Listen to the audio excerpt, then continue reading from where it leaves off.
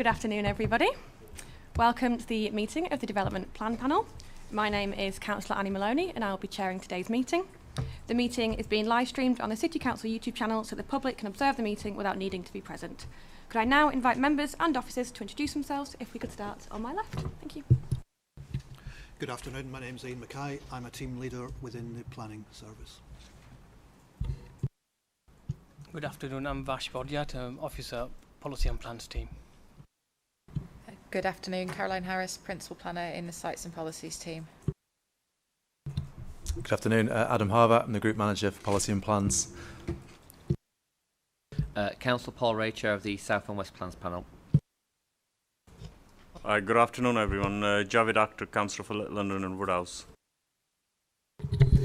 Afternoon, everyone. Councillor Jess Lennox, Councillor for Crossgates and Winmore and Executive Board Member for Housing. Good afternoon, Councillor Peter Carlill, Calverley and Farsley Ward.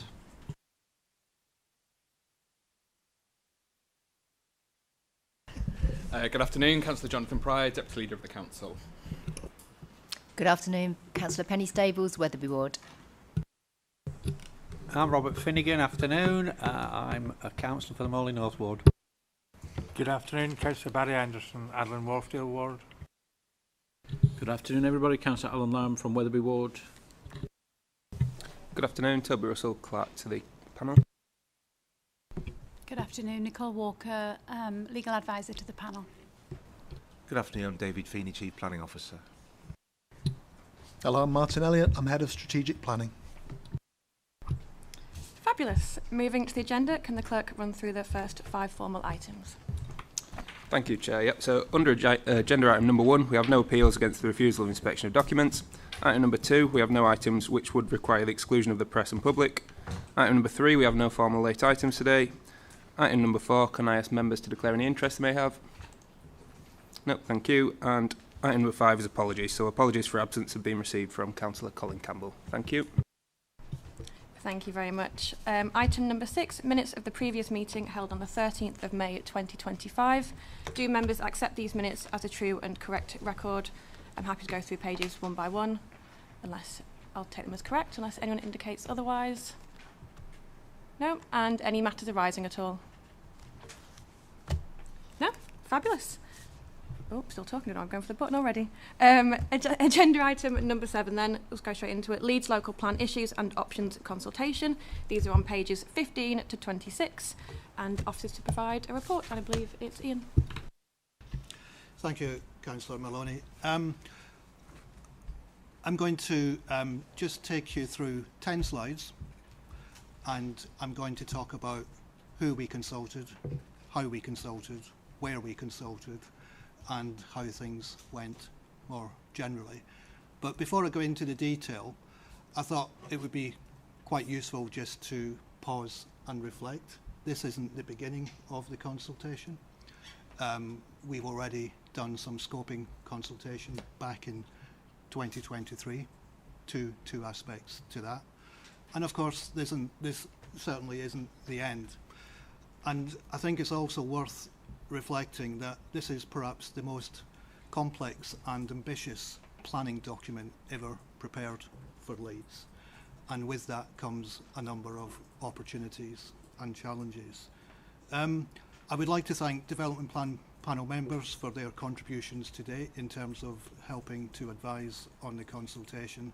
But of course I would like to give particular thanks to those members of the public who came to the events around the district and who have taken part in the consultation. I personally have spoken to almost 400 people in the course of the 2 months, and I think in doing so I've got a pretty good sense of what people think and feel about the consultation and some of the issues moving forward. So in terms of who we consulted, obviously we consulted statutory consultees. And on our local plan database, we have approximately 2,000 people made up of residents, businesses, parish and town councils, neighbourhood planning groups, community groups, residents groups, and others. But also on the Commonplace database, there are 7,000 people who have in the past expressed an interest in not just planning matters, but Leeds matters. So we've also involved them in that consultation. In terms of the consultation material, it's been very much a team effort, working with colleagues in comms and design, who I think have done a fantastic job at very short notice to prepare some high quality material.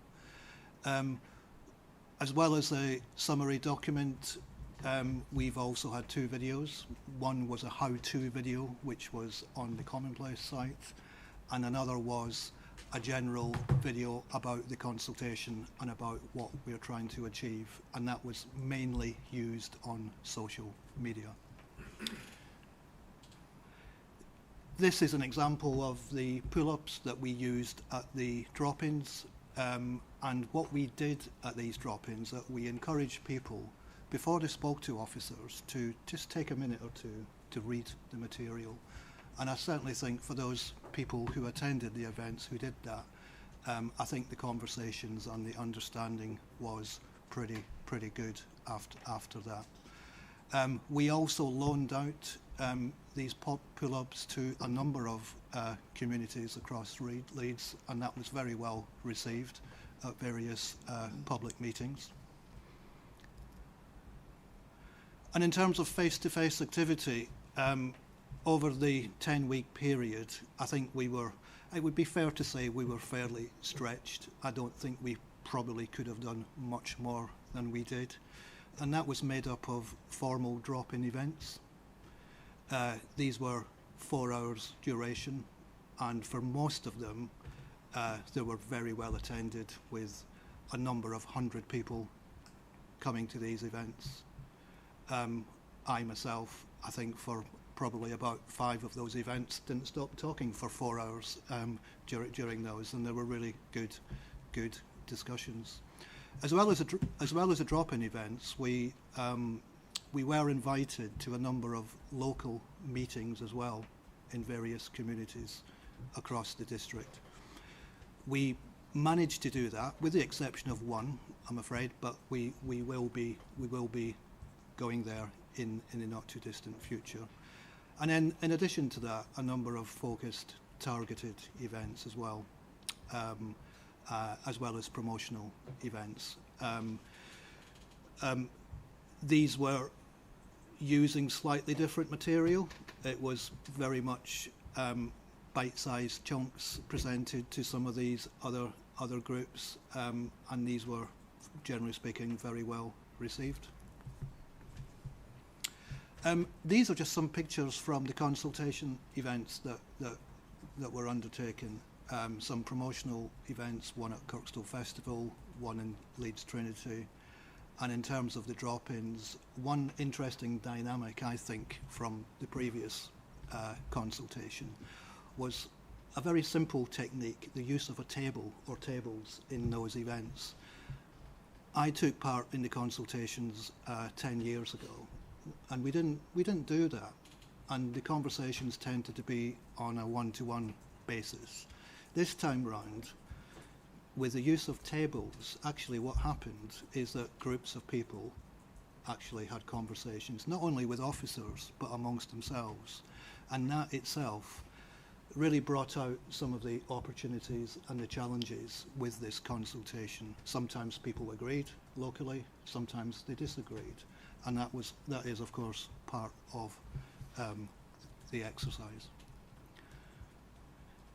So in terms of the overall response rate, and this is the figures as of this morning.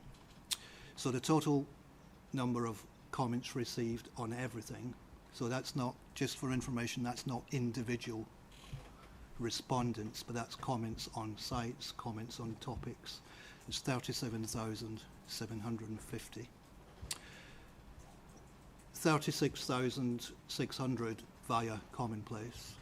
800 we estimate by email, and 350 we estimate paper copies. Now those figures, especially the email and paper copies, are likely to be higher than that. by comparison, these numbers are greater than any other Regulation 18 consultation that's taken part in the country, which, of course, in itself is not the only sign of success, but we're happy with the numbers. And of course, what we need to do is to properly analyse those and consider every comment.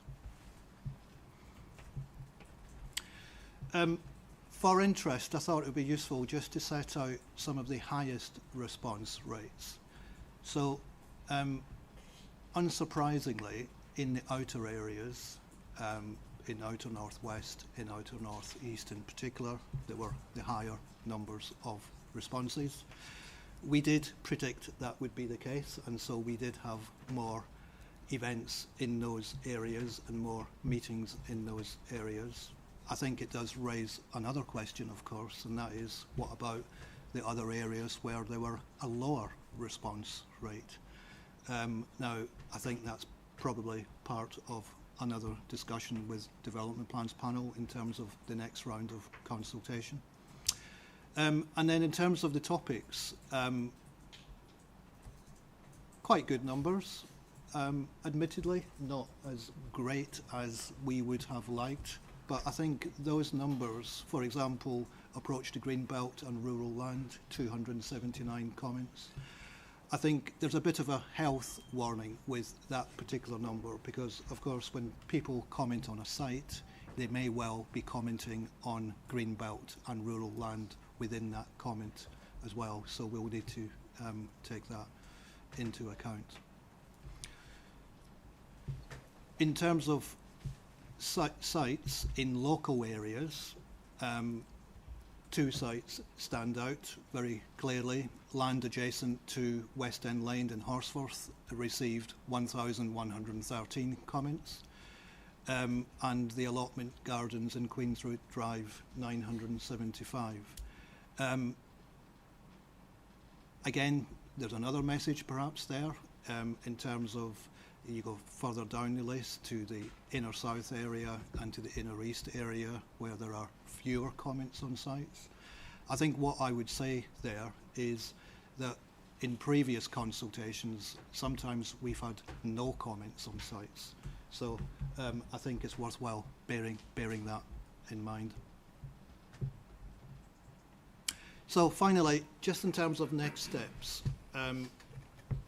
what we're about to do, in fact, we've already started doing that this morning. I had a chat with an officer this morning who's already reading comments, and certainly the people I spoke to at the consultation events very much wanted assurance that every single comment will be read and fully considered, and we can absolutely give that assurance.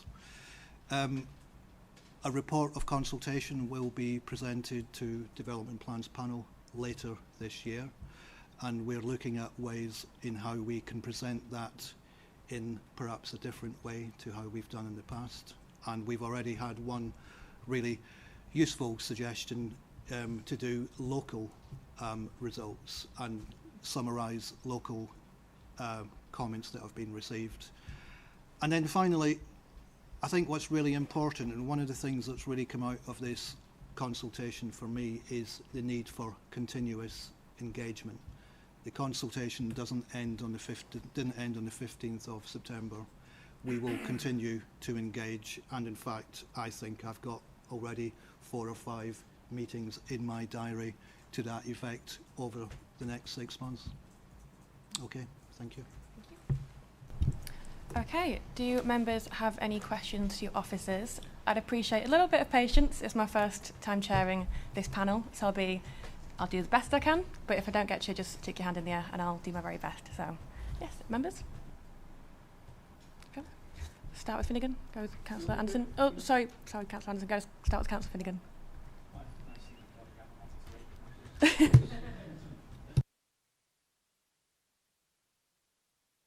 Just quickly, one bit of feedback from my residents. I'm not saying that they are representative of the whole city, is that they found using the Commonplace platform very difficult to follow in terms of having to switch from site to site to get, you know, you would look at a site and then to try, and then you'd put it as a -2 for a particular thing, and then trying to find out what the basis of that was, and then comparing it with other sites of comparable site, size, location, to see how you did it there, because there is a fear that it was a desktop exercise and two people doing it gives you two different outcomes. It depends whether you get the good person who's friendly or the person who's got, you know, there is a perception.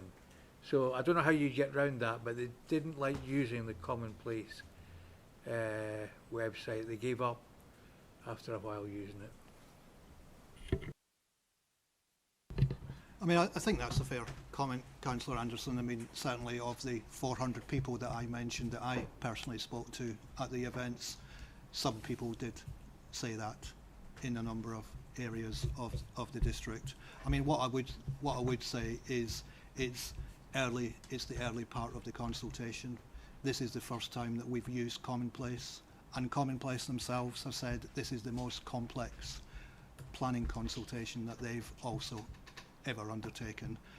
So I think one of the takeaways from the feedback that we've received is about key headlines and reassurances that we can give people in the future on the Commonplace website. But we do acknowledge that some people have had an issue. What I've generally found is that when that has been the case, giving people an email address to send their comments rather than via Commonplace has gone a long way, and that's been appreciated. And I think that's reflected in the 800 emails that we've received to date. Okay, thank you. Councillor Finnegan? A few comments. I have two parish councils and one town council in my area. They didn't feel they were provided anywhere near as enough support in terms of trying to get the message out. The general view, certainly in the Morley North, Morley South ward, was that this was going on and nobody was aware of it. The meetings that we did have, we had 180, a meeting in Driglington, 150, a meeting in Gildersham, and another somewhere in the region of 125 for a second meeting in Driglington. And that was all down to ward members, to be honest. The only reason we generated any momentum at that stage was ourselves using social media, going to the parish council meetings, and making sure that people were aware and given the opportunity to comment. So next time round, you might want to actually go out to parish council meetings and publicise the fact you're going out to parish council and town council meetings, so that members of the public can come along and hear your version of events. They got my version of events 3 or 4 times, and I'm sure they were delighted at that. Your version of events, I suspect, is significantly different from my version of events. I'm surprised at the 350 paper copies that you got, because I brought 500 to the full council meeting, 500 to the full council meeting last Wednesday, where I'd have given them to Dave if he'd been there, but he wasn't there, so we had to have those put across. So I don't know where they've gone, and I would hope that they will be reflected in future numbers, because people already have a view that this is a bit of a bogus consultation, and that them making representations doesn't make a blind bit of difference. So I know that you've got at least 500, and I suspect something similar from Driglington, so I would expect those numbers to be reflected in future reports. So I'm sure it's working its way through, and I'm sure as our colleague over there will know, I've been banging in all sorts of emails right up to the end yesterday at a community meeting that I was at that point.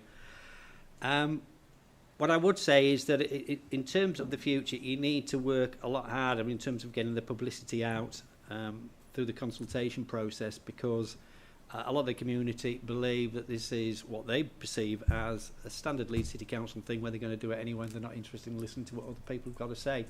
So that needs to be somewhat addressed. I'm delighted that page 22, Para 39, we came second in terms of the number of people who responded at this stage. We'd like to come first, but there we go. Barry and his outer northwest beat us and pipped us to that one, but we'll try harder next time. What I did have some concerns about is residents were coming to me, and we tend to use pro formas so that they've got material planning objections or concerns that they actually raise, and they sign those, and there's a space at the edge, because one of the things about this is it was I think a desktop assessment, and there's local knowledge of particular sites, historical issues, issues about agriculture, all those other sorts of things that they could actually add to that. And they were told, it doesn't matter if 500 of you fill all of these pro formas in and add that, it's going to be counted as one because it's a pro forma. Now, I was very clear with them that it did count, and these numbers do count at this stage, so I'm just concerned or puzzled as to how they would get that misconception that if 500 people from Gildersham put in specific objections about all of the sites across Gildersham, as many of them have done, that will be included as one. But you're reassuring me that that's not the case, I would hope. So, a few things to go through there. Yeah, thank you. I mean, in terms of your final point there, yeah, I can give that reassurance that these will be properly considered. I mean, at the end of the day, it's a balance in terms of the total numbers of comments received and the actual comments that are being made. And that's why the previous slide showing the sites, the 10 most commented upon sites, that's just an indication, and there's nothing there about arguments. But yes, I can give that reassurance. Can also give a reassurance in terms of the paper copies. The figures that I've given today are estimates, right, and as I said, these are likely to go up, and in some cases might go up quite significantly. Okay. Clearly, in the case of the paper copies, they will, absolutely will. I have been in touch with a number of people in your ward, Councillor Finnegan, and whilst it was unfortunate that none of us could make the meeting in Driglington, I have given a commitment that I will go to a future meeting there, and that's part of the continuing engagement. So I think one of the good things to come out of this consultation is that we have, of course, been working with existing groups, neighbourhood planning groups, community groups, but also there's a number of new relationships have been built up. And I would say particularly in your ward, Councillor Finnegan, I would say there's at least 3 new relationships there, which we will certainly be building on in the not too distant future. And then the other point to make is front loading. I think there is a lesson there about front loading and making sure that well before the consultation starts, people are aware of the consultation and what is expected of them. David. Oh, please. Thank you, Chair. Just responding, Councillor Finnegan, to your point about the scope of the consultation. I mean, just to hear it from me, I mean, this is a genuine attempt to engage with communities, individuals, key stakeholders across the city and the district. And I know some people may take the view that it's not a genuine exercise, it's a token process, etc., etc. But certainly from me and all of my colleagues around this table and the planning team, we put everything into this in terms of trying to reach out to as many people as we can within the resources we have available. We've adhered to our statements of community involvement, and we've tried to innovate as well in terms of the use of commonplace. I take the point that Councillor Anderson has raised that there may be some issues for that for some people, but that was one part of a much wider and comprehensive process of consultation. And we don't know the answers yet in terms of what future development in Leeds might look like. This is a route to enable us as a city and as a community and as a district to work through some very, very challenging issues. And in the absence of having this plan, communities would be faced with speculative development proposals, which are probably more unacceptable to individuals than plan-led approaches focused around the principles of sustainable development. So really it was just to give you some reassurance that this is a genuine process, and we wouldn't do this if we didn't think it was worthwhile and necessary to ensure that Leeds has the much needed development, including affordable homes as well. Thank you. Okay, I've got a list going. So I've got Councillor Stables, then Councillor Ray. Thank you. Just to give some feedback really from residents, in terms of the commonplace, I think the face-to-face consultation was really received well. It was great that I think you came out to Wetherby, because it often is missed out, and I think residents really appreciated that. The commonplace feedback is that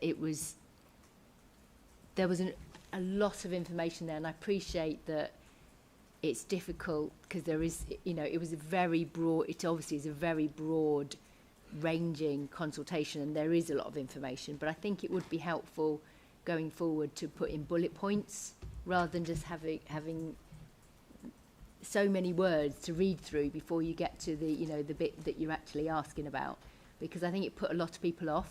They'll start looking at it and think, oh, I've not got time for this, and they wouldn't actually get to the bottom.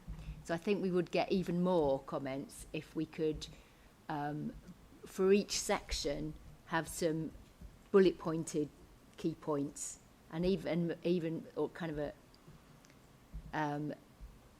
a response to each of those. Do you agree with this or not, as you go along, to engage people right from the beginning of the text, because I think we lost a lot of people along the way. There were also there were so many different parts of it that, again, I think people felt a bit overwhelmed, that, they'd open it up and see all these parts and, well, where do I go? What do I do? So, again, trying to find a mechanism that takes people through more easily, and I appreciate it was done very quickly, but for next time would be really helpful. I also agree with having an upfront conversation would be really helpful before the start of the consultation, because it's interesting, all the comments that have been made on social media, and I think that it is built over time. So once it was launched on, back in July, I think it took a while to get going in terms of getting responses, and I suspect you'll see that when you look at your responses, that they've picked up over time and gained momentum. And I think it'd be really good to talk, maybe 2 weeks, 3 weeks before, saying, in 3 weeks' time, this is happening. And to also make the point that a lot of social media comments were the feeling that residents believed that the sites that are on the consultation have been put forward by the council, that the council is saying, and therefore there's a feeling of being done to. The council are going to build in these sites.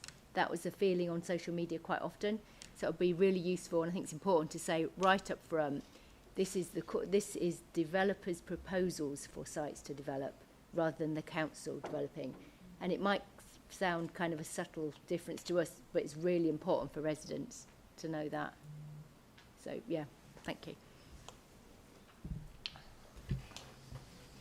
I think these are fair comments, Councillor Stables, and I think you've mentioned social media, and I think it's important to point out quite a lot of comments have been made on social media, and I suspect certainly some of these, possibly many of these, have not then gone on to commonplace or email or paper copies. So we are also going to be looking at the social media feedback as well, and whilst they will not be formal, duly made comments, they will still be considered, not in terms of just the issues, but in terms of how we conduct a consultation in the future as well. Great, I've got Councillor Ray, then Councillor Lennox. Yeah, just a couple of points. I'm just going to pick up on the social media bit first of all. I think the difficulty is using councillors makes it very diffuse, and obviously we have our own perspectives on what we will emphasise and not emphasise on our social media.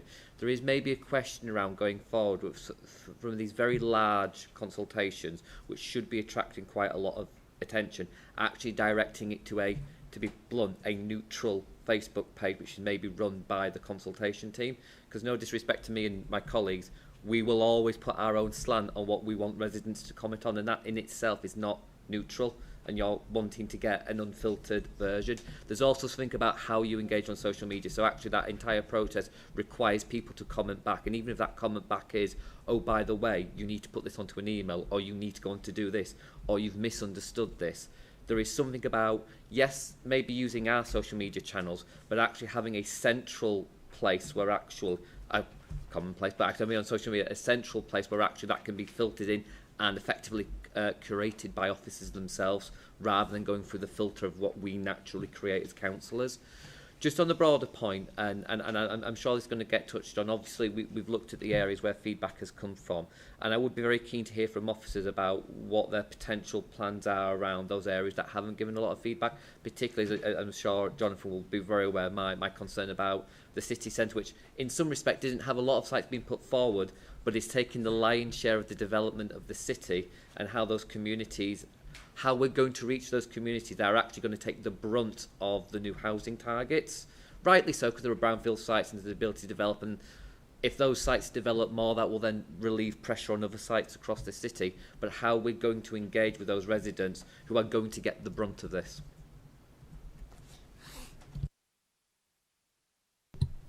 Thanks, Councillor Ray. So as Ian said, and as is still on the slide, the engagement that we've started now is continuous.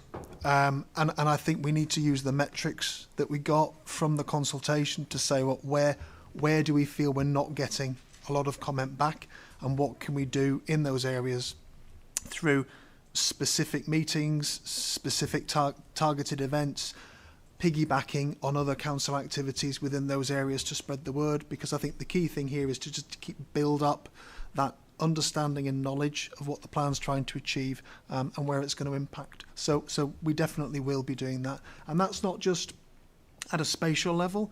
One of our ambitions within our statement of community involvement has been to reach more younger people with this consultation. Now, we've not got all the metrics on that yet, but if we find we haven't managed to reach as many younger people as we thought we might, again, we can focus in on looking at specific activities to increase that. Lovely. I've got Councillor Lennox, then Councillor Akhtar. Thank you. I'm quite frustrated to hear some members saying that that this was a done-to thing, that it was not a sufficient consultation, that people didn't know what was happening, that there's predetermined things, and the consultations a sham, basically, is what the inference I got from some of what the Morley members have fed back over the few times this has been discussed. You can't go round to your communities encouraging them to see this as a done deal, or see this as a predetermined set of sites when the consultation is open.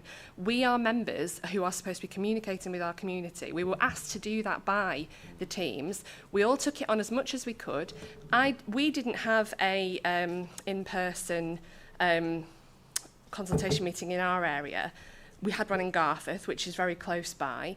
People know that there's lots of housing being built in my area. It was up to us to communicate why there was not a consultation event in our area, because those planning permissions and those sites are already determined. There's no new sites in my area apart from a tiny pocket of land here and there, which, you know, people can share. We encourage people to share their opinions on. It's not a stitch up or a cover up when your area's received such high responses, as you said that they did.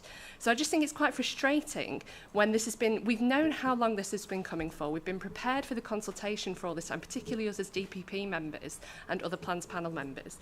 We've had items in council chamber about it through the course of the year. So to say that it was not well promoted, was not well conducted, is, I think, completely unfair.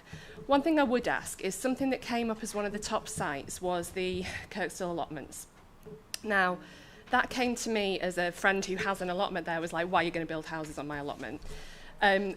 What could we put in place, or should we put in place, or how should we deal with in future without getting ourselves into a situation where potential sites do not move forward for consultation? How do we bar sites like that from making their way into the public and causing such panic, when obviously the council would prioritise retaining allotments over opening them up for development? Thank you.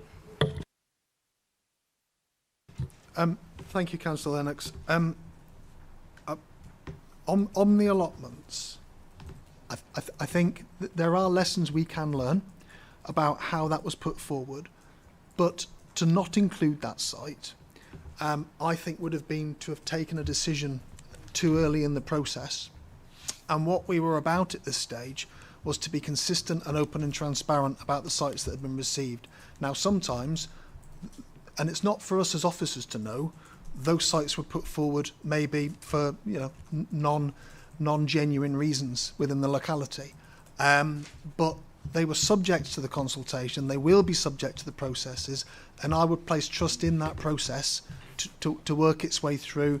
So coupling the strength of public opinion that we got on that site alongside key planning reasons as to why that site would not make a good development site, I would trust that that site should and could fall out at the next stage. But for us not to have included that, we could maybe have received complaints if that had been put forward as a genuine site.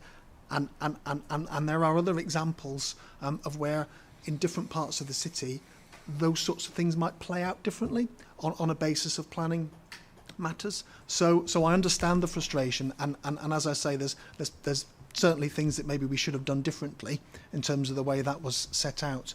But we were trying to keep it at a consistent level. Thank you. Okay, I've got Councillor Akhtar, followed by Councillor Lamb.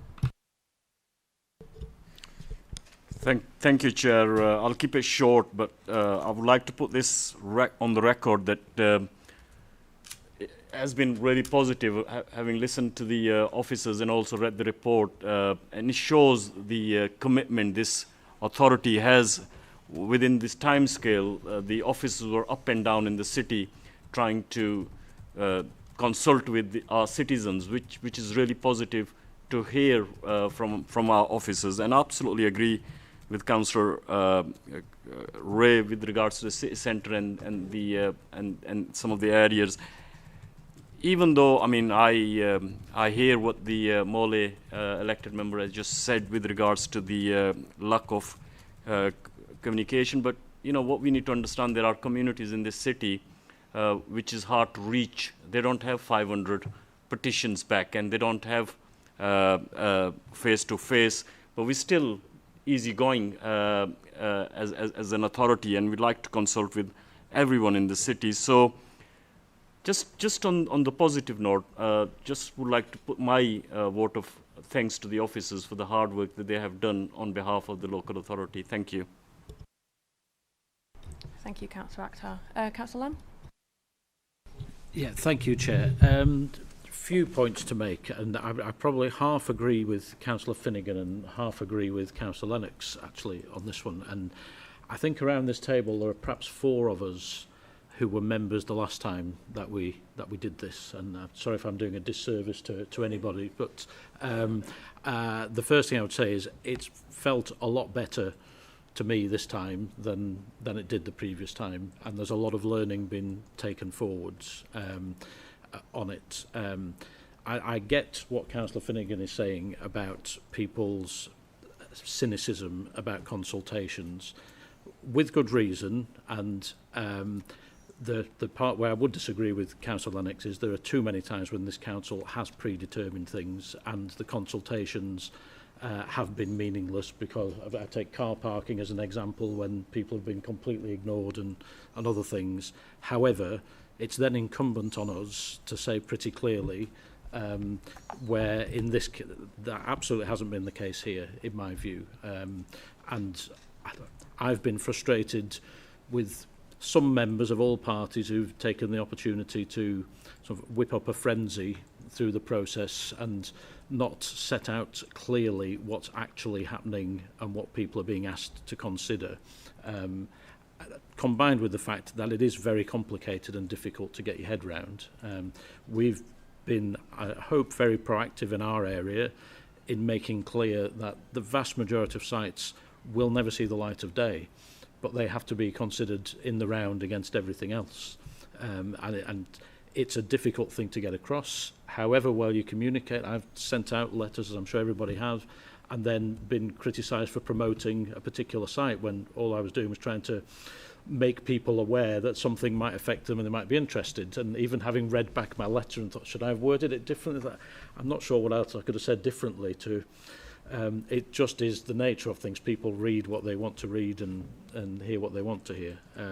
So overall, I think actually it's been quite a positive exercise, and I think we do have a duty to give people some confidence in the process. Equally, we'll call out when we think a process isn't being fair. On this case, actually, I think it's been open, the communication's been better. I think the point about having more engagement just before the process starts would be very helpful to set people up to understand what actually is happening. I think the points about commonplace are valid. Again, it's better than last time, but we have to be mindful that it was challenging for a lot of people to actually access, understand, navigate, and I think potentially there's other avenues we could use to help people make their comments, because often I would suspect 90% of people just want to comment on the thing that's near them. Then they're not really that bothered about what's happening on the other side of the city, or if they're in the city centre, they're bothered about what's happening in the city centre, but really I'm bothered about that 1 or 2 sites that are near me, and can you help me just talk about that and understand it a little bit better. And there was a final point, and I think I've forgotten it. It is the age. It is been here too long. Yeah, if it comes back to me, I'll put my hand up again.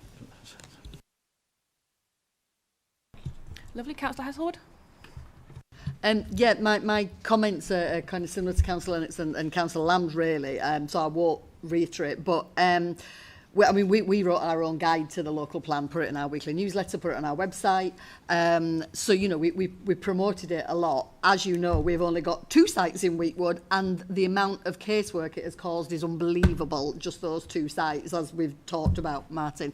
I think people feel a bit stung from previous consultations and how things were handled. We've written our guide, we've engaged with a lot of people, we've had a lot of emails about it. Tetley Field, please don't do anything with Tetley Field. It's driving me up the wall. Similar to the allotments, because we've got allotments in Headingley that border our ward, and we had a lot of issues with the allotments as well. So I think people feel a bit stung by previous iterations of this and think that we're just going to build everywhere and that's going to be it, and that's not the case. So I don't know, in future maybe just more explanation of these are sites put forward by anyone, because all we've had is people absolutely convinced the council are going to build and emailing and loads of social media saying, and there's a plan application in for this, and I'm going on social media going, there is no planning application, this is a consultation, blah blah, you know, and giving links to our website. So I just think if we could be a bit more next time, just a bit more, this is not the council, these are sites put forward. Just reiterate that, because it has caused us a lot of problems, and we've only had 2 sites and we've had a lot. Thank you very much. I'm back with Councillor Ray and then Councillor Finnegan. Yeah, just 2 quick points. I'd agree with Councillor Hesselwood. I think just being bluntly honest that it's not our sites would probably be slightly more helpful, and that's maybe something to discuss with the comms team around actually how we present this, because we call it the Leeds local plan, but these weren't the Leeds City Council sites. These were anyone who has a bit of land put it forward and went, there you go, have a look at this. There's something around that, and I think just when it comes to the topic of actually how we engage more people, particularly younger people, and I honestly don't know if our corporate comms team have the expertise in this area or not. So, you know, we need to look at where younger people, we need to look where people are now. They're on Instagram Reels, they're on Snapchat, they're on TikTok. The second biggest search engine in the world is YouTube. Was there any YouTube advertisements done, YouTube banners around, things like that? And actually, if we're talking about these very large-scale city-wide consultations, using what we might now call, you know, legacy media, newspapers, print, and what is now coming to a certain extent legacy online media, which is Facebook, is actually becoming slightly redundant because people are migrating to multiple different platforms. And so if you are particularly wanting to go for that younger group, I'm assuming probably the 30 below group in particular, you're sending it to completely the wrong places. And that's just basic marketing. Yeah, thanks for that, Councillor Ray. I think there's a broader point here around because the internet and a website isn't a book. You don't open the first page and guarantee that people are going to read the first page. And I think because we also wanted to chunk up the large quantum of material, people found it easier to be able to focus in on particular parts of the consultation without that kind of context. And I think no matter how we would flag things as please read this first, or please watch the video first, or please read the summary first, many people didn't. And also many people heard about the consultation and the proposals not through the Commonplace website, but through other posts and social media posts. Now those then would have come without the context that we were trying to set. So it is difficult, and I think if we will continue to think about how to improve that, but I think it's a modern issue, trying to navigate social media. Just in terms of the benefits of using social media, we did, and Ian might want to say some more on this, but we did engage weekly, if not sort of daily, with our comms team to look at how we could lean into different parts of that social media environment. I don't quite understand it all, but we could certainly turn on and off Facebook posts, Instagram posts, to actually favour some rather than others, and in some parts of the city as well. So we were alert to that, and as I say, but I think what would be really good to continue that engagement with younger people is to just ask them how they want to be involved. The City Council has younger persons groups that sort of represent younger people, but actually just asking people how they'd like to be involved in the future, I think would also be really helpful for us. Thank you. I've got Councillor Finnegan and then Councillor Carlow. Thanks. Just the opportunity to respond to Councillor Lennox. Alan was saying, there are four of us around this table who have been through this process before, and I've been here since 2002. I'm one of the gang of four. I think this is my third attempt at this particular process. So I even remember the regional spatial strategy. Anybody remember that? The good old days. Well done. Yeah. And what a load of old cobblers that was. But leaving that aside, last time we went through this particular process, the people of Morley North, Morley South, raised so many objections. I think we were the highest objecting area in the city. In fact, we had so many objections that the planning inspector who came to examine the plan gave a special day purely to listen to the Morley representations because of the strength of feeling at that point. Now, despite all of that, despite the number of objections at that point, every last greenfield site you allocated for development went under development. 2,000 houses on greenfield sites in Morley. Laneside Farm, Owlers Farm, Pitty Close Farm, Lowmore Farm, Daisy Hill, all went under developers' concrete. So it's very difficult to persuade the people of Morley to say this is a genuine process and they're going to listen to what you have to say. Because you can't pick out, in Morley, any one site that wasn't developed.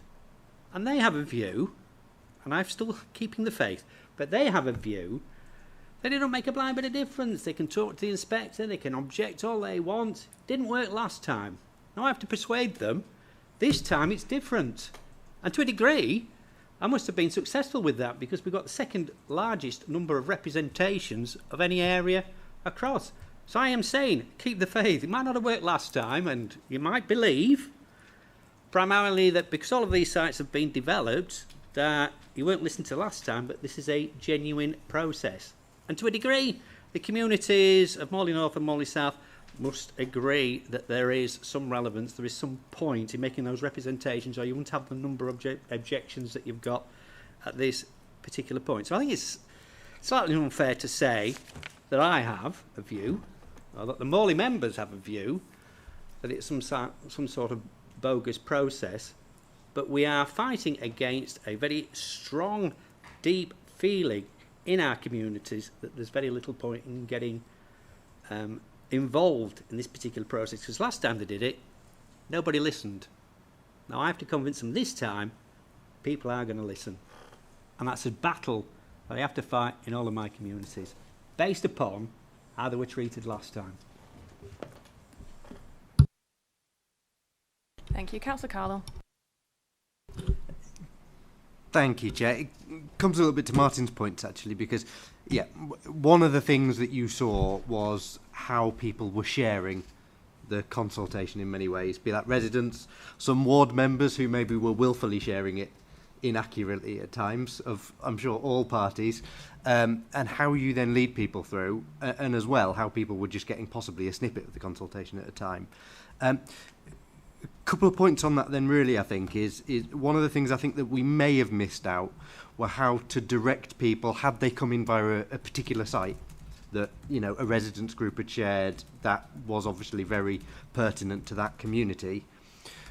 I don't think we had much on the site that then directed them to the other points of the consultation that may have been relevant. So they may have been making comments on a site because they'd linked directly through to that site, but how could they have been better directed to, yes, comment on this site, but actually, would your comment be very useful on the methodology in the sites as well, or the policies around distribution of development? And I think that's something we may have missed out. So that's something to take on board. Ian, to yourself then on that, if people are commenting then on very specific sites, and the comment is more general and wider and more related to maybe the assessment methodology, and somebody says on a site, you know, I don't think you should assess sites in this way, will we be reflecting that and assigning that comment to the topic as well as then the individual site? Because, yeah, they may have been dropped in just to comment on that site, but it may have been about the way we're distributing development across the city, or the way the sites have been assessed that was the main reason why that comment was useful. Yeah, absolutely. That's one of the reasons why it's really important that all of the comments are read, and read thoroughly, ideally by more than one person.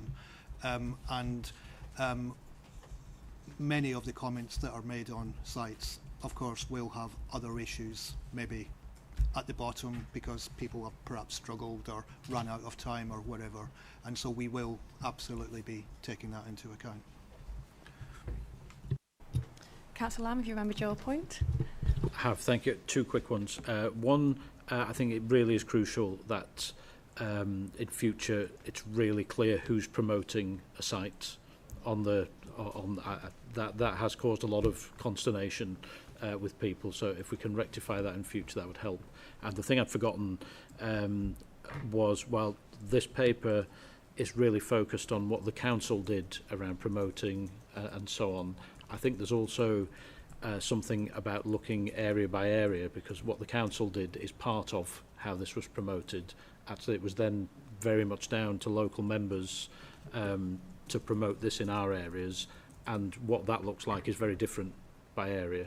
We've got quite a tried and tested way in our patch, which is why we consistently get good responses, and we did something very similar to what we did last time, but it would be interesting to know and understand what worked well or didn't work well in other areas, and for the next time we're doing this in 10 years or so time with a new set of members, it might be helpful to have that sort of bit of guidance to say this worked well in the past, this technology may well have moved on, but still it's useful to have that, I think. Great, thank you. I've got Councillor Anderson and then Councillor Heselwood. I originally came with the intention of being as conciliatory as possible, but based on the comments by Councillor Lennox, can I just make it clear that in our area, previous experience taught us we were done over like kippers the last time. The way that you attacked my ward in particular, in terms of the housing numbers that you allocated. When you look at it, there was not a fair share around the rest of the city, so people are sceptical that it's going to get done to them again. The same areas are going to take the hit. Time after time, the same areas. In some areas of the city, I don't think I've had any development at all, which was a problem. And also, old sites have come forward again. A lot of residents said to me, I thought the council had discounted this the last time. They've come forward again. Why? surely if they were readied out the last time, they should have been readied out this time, which is difficult to explain the logic why we still kept them in. I know I spoke to Martin about it, and he explained the logic behind it, but how do you get that logic across to residents who think we're going to be forced to take development on sites that probably privately, I would even have to say, won't go forward, but I can't say that publicly because you then get accused of misleading people, because if all of a sudden you bring one forward. The other thing as well is that in Cookridge, we tried to organise a public meeting down actually in Councillor Hesselwood's ward. The Opal volunteered to have one. And I don't know whether it went ahead or not, but if it did, nobody told me it had done, so I couldn't tell the residents in Cookridge. They attended. You know. Your residents were there. Right, because I wasn't told about it. The last thing I'd heard is there was a dispute as to whether or not officers could support it or not. Now, that wasn't communicated back to me, and I certainly am one of the more active people in terms of taking that forward. We've also worried people, worried them witless in some cases with some of the sites that have come forward, particularly when they then go to the landowner and the landowner says, well, I'm not wanting it built on. I've got no intentions of building here. Now, am I lying? Are the council lying? Is the landlord lying? Somebody isn't telling the truth here, because the site came forward. Somebody put it forward. The landowner said it's not them. I said I knew nothing about it as well, which I genuinely didn't know anything about. It's how do you get, it's how do you reassure people? That's why people think or perceive that there are problems. So we need to do something about these particular points. It's very, very difficult. Past experience tells them that they've been stitched up before in my area, and they're probably going to get stitched up again, because we didn't hold any public meetings in Adler and Wharfdale, and we had one of the highest number of sites coming forward in that area, and you chose not to have a public meeting there, whereas you had public meetings in areas where there had less sites.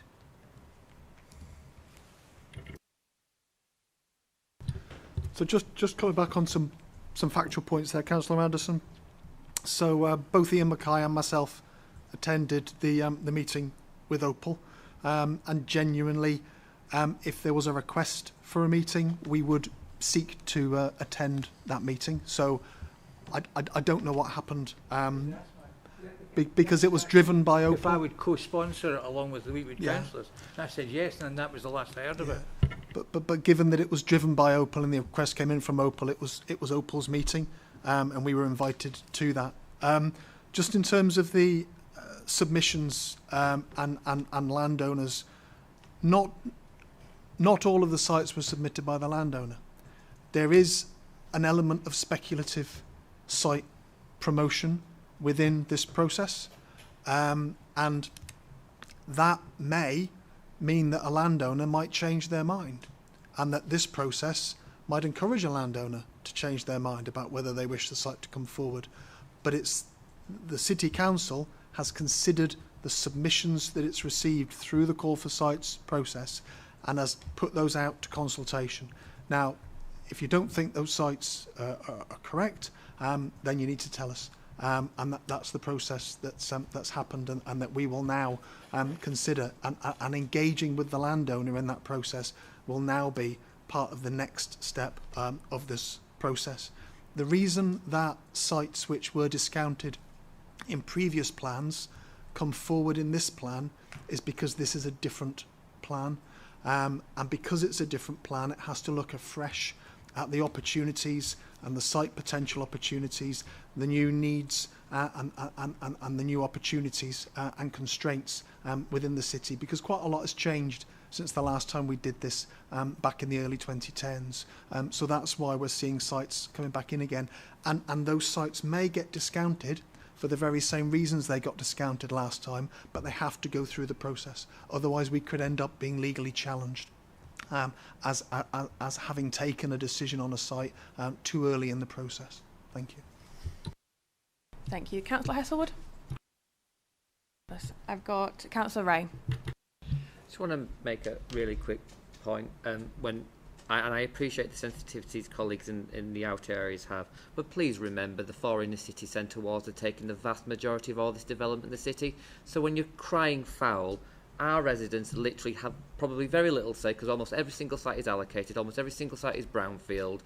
We don't have the number of GPs we need, they don't have the skills we need, vastly more than the other areas. So I appreciate you're defending your own patches and you're making an argument, but please don't suggest that the outer areas are being done over, because the vast majority of the development in the city is happening in the 4 city centre wards. We will take the majority, and the more we take, the less happens in your patches.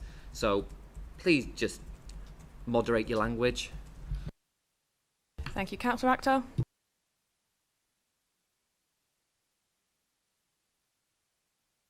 Thank you. Any more comments from members? Any questions? Excellent. Do officers wish to clarify anything further? Yeah, thank you for that, Chair. So just to say that we've been taking notes of all the comments that have been made today, and we do endeavour to keep improving the process. And as we go through this process, lots of things change around us, and the way that we use social media and the way that we use digital means to engage people also change. So hopefully we will continue to hold on to some of the opportunities and positives that we received through this process, but also seek to remedy where there's been genuine issues. And I think one of the key things that I'm hearing loud and clear is that pre-engagement. It was a 10-week consultation, which is significantly longer than the statutory minimum and significantly longer than our statement of community involvement suggests. But I do agree that seeking to get out there early to alert people that this is coming will be really useful when we're doing this in the future. So thank you for your comments. Yeah.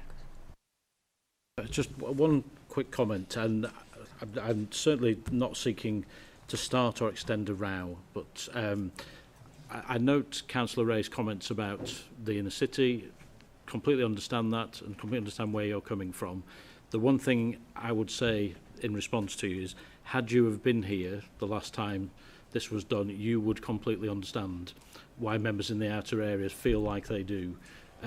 It is a different process this time, and I personally feel it's been a much fairer process, but there is good reason why people felt they were done over a decade or so ago. So just keep that in mind, please.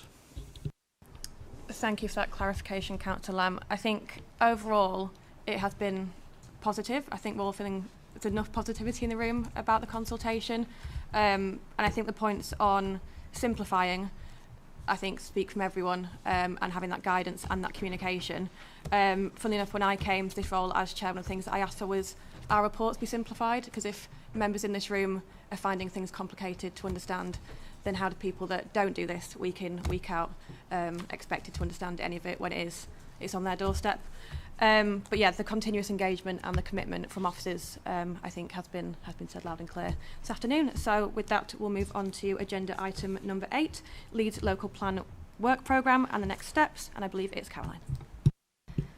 Thank you. Yeah, so as outlined by Ian, a significant focus of our work over the next few months is going to be on reading and responding to the representations we've had through the consultation and considering what implications they have for the plan moving forward. But alongside that, work is going to continue on 3 key work streams. So firstly, we're going to continue to develop and refine the evidence base that underpins the plan. Having a robust and up-to-date evidence base is essential to ensuring that the plan is justified and so can be found sound. Significant evidence was developed and then published and presented as part of the issues and options consultation, but further work is going to be needed to further develop and refine that prior to the next stage. Key bits of work that we're going to be focusing on as part of that includes undertaking a green belt assessment, which considers the extent to which different areas of land across the Leeds district contribute to the 5 purposes of green belt set out in national planning policy, and the implications that that then has for the overall spatial strategy of the plan and the selection of sites. We're going to be doing further work on landscape sensitivity assessment, so considering the impact that development in different places may have on the landscape and how or if that could be mitigated and managed, and again what implications that would have for the overall strategy and the selection of sites. We're working with Leeds Gate, the Gypsy and Traveller Exchange, on a Gypsy Traveller and Show Persons Needs Assessment to update our understanding around the need for new pitches and plots over the plan period, which will inform how much land needs to be allocated for those uses through the plan. Be looking at doing a level 2 strategic flood risk assessment, which builds on the existing what's termed level 1 flood risk assessment, which will further develop our understanding of flood risk, particularly on specific sites, and where necessary, understanding what mitigation measures might be needed. And that again will help to inform the selection of sites as well as a wide range of flood risk related policies in the plan. We're also going to be doing further work on infrastructure and looking in further detail at the capacity of a wide range of different types of infrastructure, including schools, health facilities, community facilities, transport network utilities, to sort of understand their current capacity and pressures, where improvements would be required to support new development, and what the sort of funding options for those would be. And that will help inform both the overall strategy of the plan, the requirements for development set out on individual sites, and more generally shape the overarching infrastructure delivery plan, which sits alongside and part of the local plan. And we'll be also needing to do further work on viability, so doing a viability assessment, looking at the impact that different policy options would have on the viability of development across the district, which will inform our understanding of what our expectations and requirements can be from new development and the contributions that developments may be expected to make. The second key sort of work stream that we'll be focusing on will be developing the assessment of the potential sites. So as you know, we've sort of discussed, the issues and options consultation included an initial assessment of all of the sites that we'd had put forward to us, and it also set out the methodology that we'd use to assess those sites, and we were seeking views on both of those elements through the consultation. And we'll be needing to look at that methodology, looking at the comments we've had back on it, the suggestions about, you know, and considering does that need to be changed, refined in any way before that then becomes the sort of finalised basis for assessing sites in the plan. There are also some indicators that we've looked at where we know that new or updated data is available. For example, flood risk maps have recently been updated, making some sort of changes in some areas. And again, we'll just need to make sure the methodology is kept up to date to take that into account, to ensure that those final assessment of sites are based on the most up-to-date information available at the time.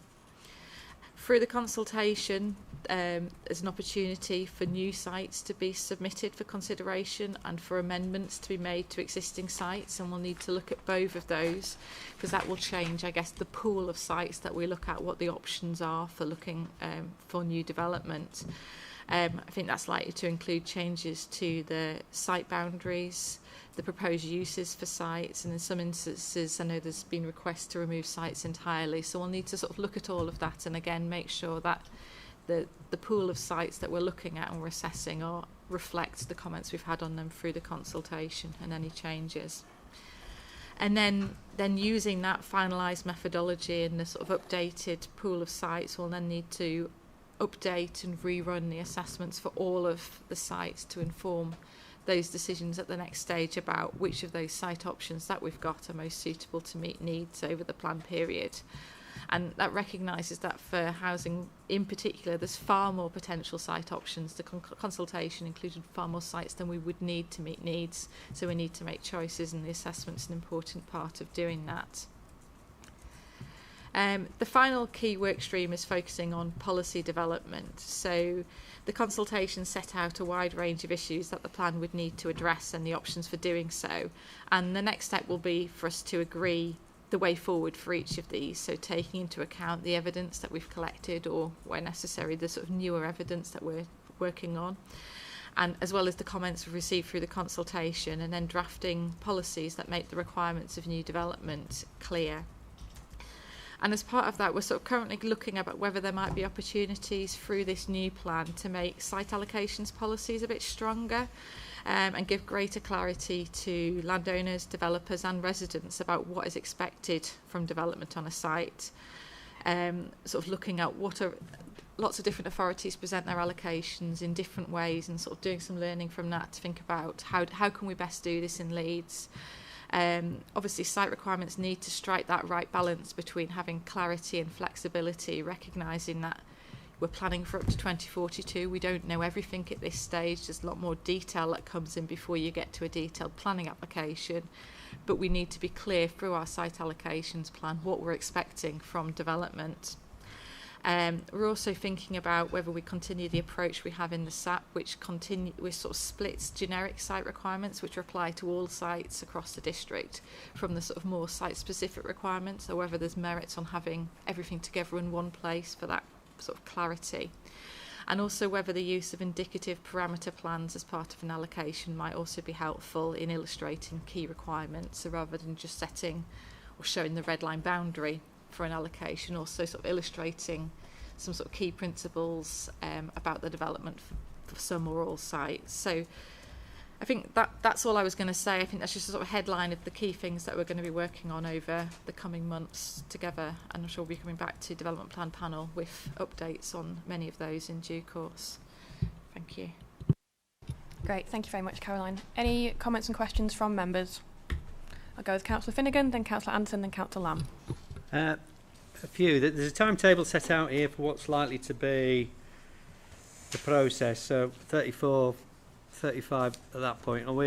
First question is, are we fairly sure, because people are asking what happens next, so we need to go out to our communities and say, we're pretty sure that this is the timetable that you're working towards it, and then you've got the public inquiry, all those other issues. That's the first one.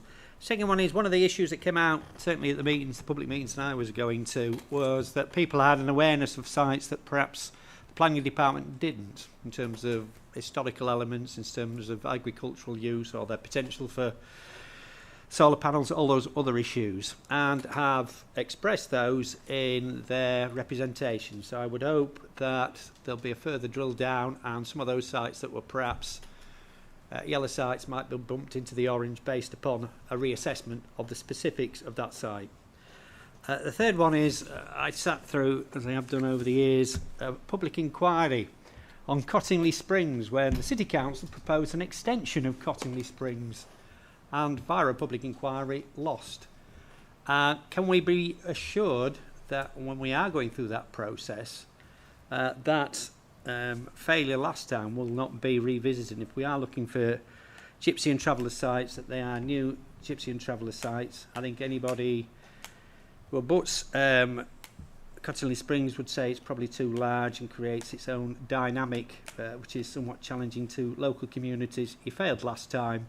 Can we be reassured that you're not going to give it a go this time? Thanks, Chair. Thanks, Councillor Finnegan. Just on the timetable, we've set out an indicative timetable where we would like to be back out to consultation on preferred options and draft policies and preferred options on sites this time next year, which would enable us to submit the plan by the end of 2026 to government. As you'll know, and as Development Plan Panel know, there's been quite a lot of change within government guidance over recent years, yes, and we expect that to continue. So that comes as a big proviso in terms of what comes out of government guidance. And one of the key things is the implementation of a new local plan making system. So we're going to have to grapple with and understand the implications of that for this process. But the message from government is press on with plan making. So that's the timetable. Absolutely, in terms of new site submissions that have been given to us, we've been very keen to hear about all sorts of alternative land uses that local people feel are appropriate. I would say that there is a sort of a site threshold, because if the plan were engaging with hundreds of very, very small sites, it would become soon quite unmanageable. But we'd still like to know about sites that local people think should come forward. So we will be focusing in on that. And the final thing on gypsies and travellers, we're obliged to set a need figure for gypsies and travellers within the city, and then allocate land to meet that need figure. That allocation will come via a mix of publicly run and potentially private pitches. It is too soon in the process for me to categorically say we will not be looking at an extension to Cottony Springs. But what I would say is both national guidance, current planning policy, and what we understand from working with Leeds Gate is that the preference and the requirement, which is a material consideration, is around smaller sites. So it would be more likely that we would look for a distribution of smaller sites across the city. Thank you very much. Councillor Anderson? Just some things that came up again when I was meeting with my residents. One is the need for allotments. We don't seem to specifically set aside how many allotments we'd look to develop to meet the need. Because in some cases there is a conflict between sites that are acceptable for development, and also if, based on what was said by Councillor Lennox, if a site that is currently an allotment is lost, whether it's going to come forward or not, the fact is it needs to be replaced, because we do need more allotments in the city. So we need to look at that. And the other thing is, has anybody actually assessed what our agricultural needs are? Because we're taking out a whole lot of agricultural fields around here. How much do we need to grow our own food sustainably locally? How much do we need, even though the climate change is trying to stop us eating meat? You still need grazing land so that we can do this. So we need to look. We don't seem to have seen any assessment of those particular points. I do think it's important that we set out very clearly what the local housing needs are. That was one thing I had great difficulty in explaining. It was very clear that there were no housing targets, right? So people were saying, well, how do they know how much? Because you did have indicative figures set aside as to what might happen. And what was that based on? So we need to know more precisely what the local needs are, and so that we can then say, well, look, as a result of that, there's a local identified need of 1,000 houses, hence the reason we need to find space for 1,000 houses. Because it's causing a problem. And the other thing, if I just, we do seem to have a problem. We've got one of the things that we're going to try and do is zero carbon, but there are times there's a lot of things happening now that seem to be in conflict with it. Now, either we are going to stick to the climate emergency provisions, or we're not. You know, and that does mean that, you know, the application I sat in on recently, which was in the north and east, but needing a battery plant. You know, if we're going to be producing the energy to use locally, we've got to store the stuff somewhere. So it's, you know, we can't have conflicts by saying, you know, we want this, but we don't want that part of it, when it is a problem. And then the final thing is, the last time we were, well, I fear what happens if someone goes for a legal challenge again, and then we end up in a position where we don't have sufficient sites in the short term while the legal challenge is ongoing. So it then becomes a free-for-all.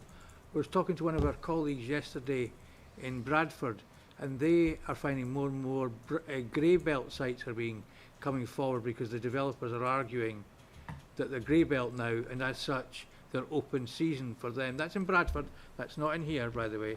I'm not saying that we are anywhere close to that, but it's what's the chance of legal challenges, because the people who did the legal challenge the last time are more likely to probably do it again this time, aren't they? Particularly if their same sites come forward. So what's the risk?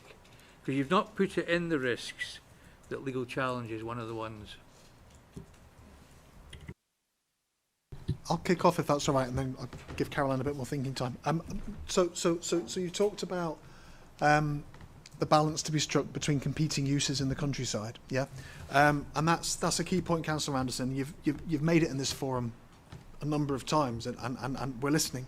And one of the things that I think it was previous government promised actually was a national land use framework, and that was going to come out of DEFRA, and it was going to start to categorise sort of national government expectations about whether land should be used for energy, farming, for national food importance, development to meet objectively assessed needs, which is a requirement of the National Planning Policy Framework, or agriculture. The only thing that we have at the moment within the NPPF that obliges us through this plan is to meet our objectively assessed needs for housing and employment use. Other uses which could be impacted by those are subject of an assessment, and we are currently looking at the needs and the implications for energy within this district. We're working closely with the Combined Authority, who have just been commissioning local area energy plans to confirm what the sort of the energy needs of the sub-region and local authorities are likely to be through this period, because that's going to have implications for the amount of land we should set aside for energy. Similarly, the City Council has a food strategy and has been engaging with food providers within the city, and also from a sub-regional perspective through something called the Local Nature Recovery Strategy. There's been engagement with farmers in terms of the amount of land that's needed for farming, and often it's the farmer who's actually putting forward the land for development in this process. So we are taking account of all of those issues, but actually coming up with a precise Leeds' need number is very difficult, because for the sort of thing like food, we have to recognise that we work within a wider sub-regional, regional, and actually even national and international system of getting our food. But we are working towards looking at how we can actually grow more food locally. That includes sort of protecting the best and most versatile farming land available to us, but also protecting allotments, and also making sure that when new development comes forward, it doesn't just provide sort of boring green space, it provides quite usable green space that actually meets some of our needs, and that could include allotments. Did you want to add anything on, Caroline? Yeah, and I was just going to sort of make the point as well, just on allotments and green space. As part of the plan, we'll also be reviewing our green space designations as well. So looking at both maintaining the protection for existing green spaces, but also making sure that we're protecting new sites, new green spaces that have come forward since those original designations were made, but also considering perhaps as part of development, if planned developments happen, does more green space need to be designated? So that's kind of all part of the process. And just on sort of housing needs, so we have our strategic housing market assessment, which looks in detail at housing needs across the Leeds district, but also sort of down to the different needs in different sub-areas, and using that to understand what are the housing needs in different areas. We've used the sort of the standard method that the government uses, which looks at a mix of the existing number of dwellings in an area and also an affordability allowance, to sort of look at, well, what does that mean on both a sub-area level and then on a settlement level.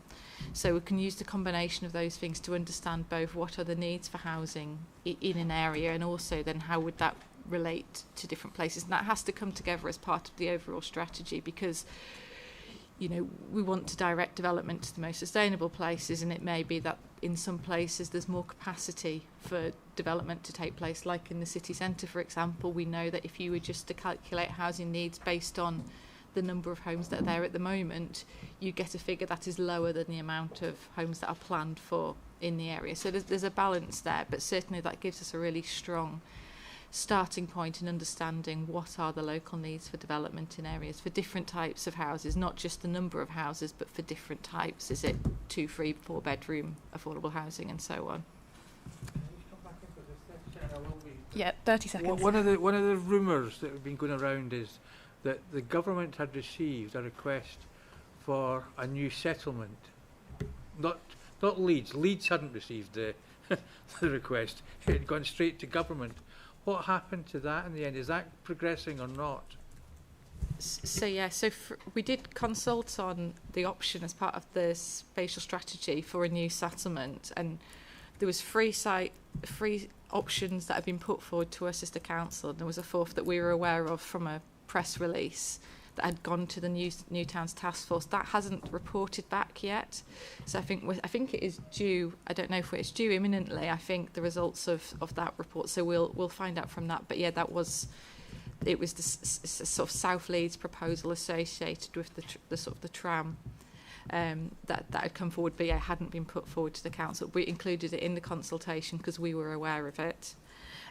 Finally, just on the sort of final point that you raised in terms of the risk of legal challenge, I think we're sort of very mindful of that, and I think that's why we need to make sure at each stage we follow the correct process in terms of what the regulations require us to do. And I think, being open and transparent about the sites that we've had submitted to us, making sure that they all go out to consultation.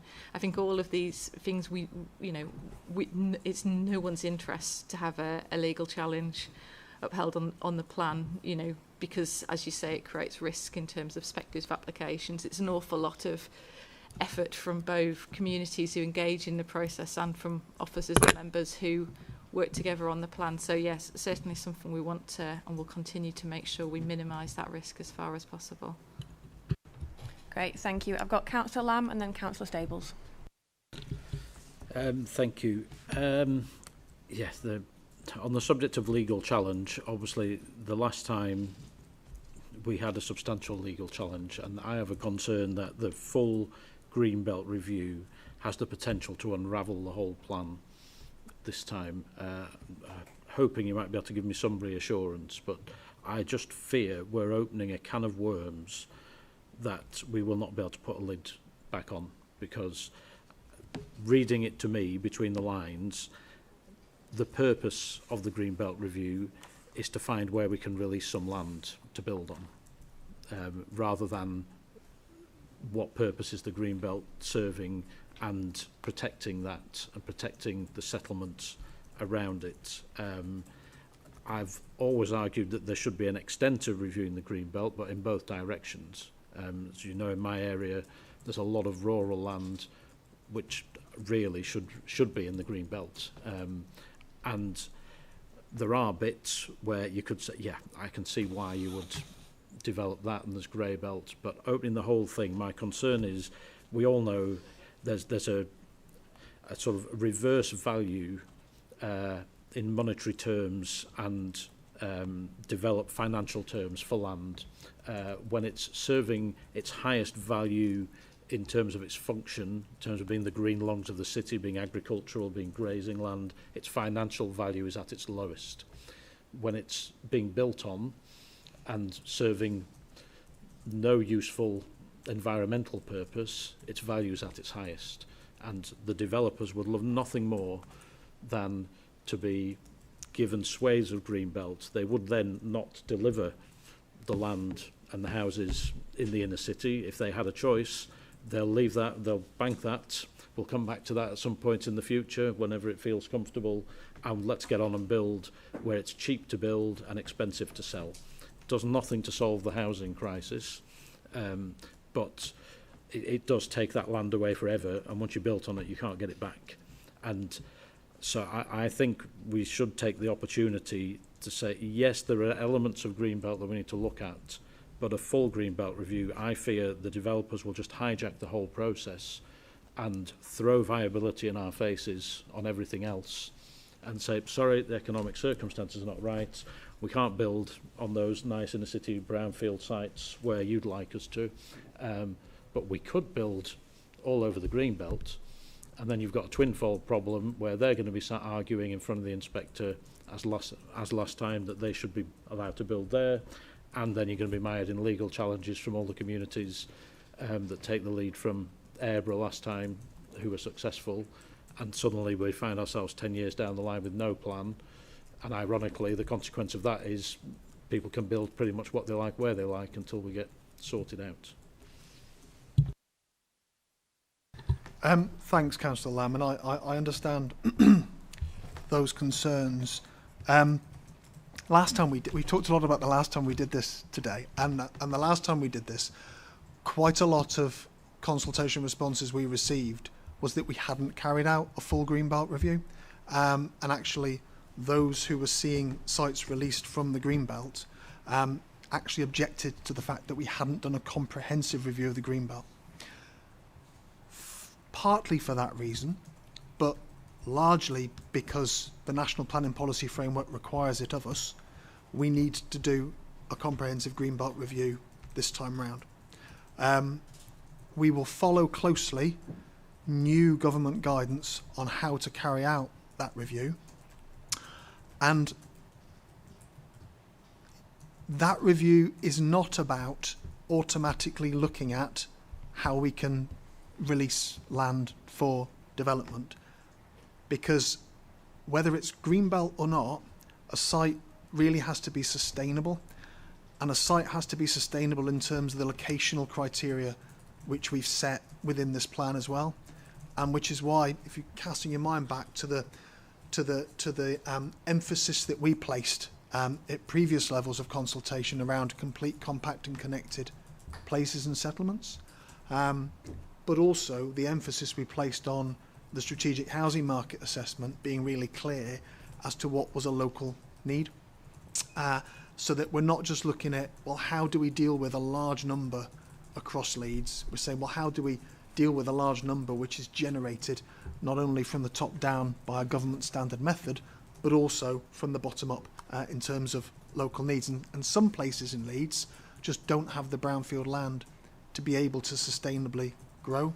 So all of those things will come together and form a narrative around land release, which hopefully, I'm confident, will be very clear and secure against legal challenge for greenbelt release. Okay. Yeah, let's come back. Yeah, the concern is obviously the government have significantly weakened greenbelt protection, particularly around smaller settlements. And again, the worry is the developer's argument is going to be, well, those small settlements are not sustainable. The way to make them sustainable is to build more and close the gaps. And it's really been crystal clear. I just don't think we've got the language tight enough to make sure it is abundantly clear what the purpose of this review is, and that it doesn't become a free-for-all for people to start. Well, never mind those brownfield sites. Let's get in there. We can make such a difference, and you can have all your schools and your shops and buses will run every 15 minutes in villages that have never seen them. We know all of that's pie in the sky. It won't actually happen. It just feels a dangerous bit of the plan to me. Just quickly to come back on that, Councillor, I share that concern, and that's why all the work that Caroline's described sits holistically as part of the evidence base. So the Greenbelt Review will sit within that wider work on viability and critically infrastructure. But also, I think Caroline mentioned, that there's part of this consultation that has looked at how can we strengthen a series of policies around the countryside. What is the role of the countryside in Leeds now, moving forward over the next sort of 20 years, and how can we reflect that slightly differently in terms of our policies? Did you have anything to add, Caroline? No, I was just going to make that point. I think the Greenbelt assessment will become a very important part of that evidence base for those countryside policies, looking at perhaps where the change to national policy, and particularly the protection of the gaps between villages, which is no longer there in terms of Greenbelt. Our Greenbelt assessment would be really useful bit of evidence to then back up new countryside policies, which would then look to step in, or could look to step in terms of protecting those gaps and sort of the really important aspects of villages within the countryside as well. So making sure that both we've got the Greenbelt fulfilling a purpose, but also the countryside, which has a very important purpose in its own right, can also be protected through local plan policy as well. So I think the two will come together.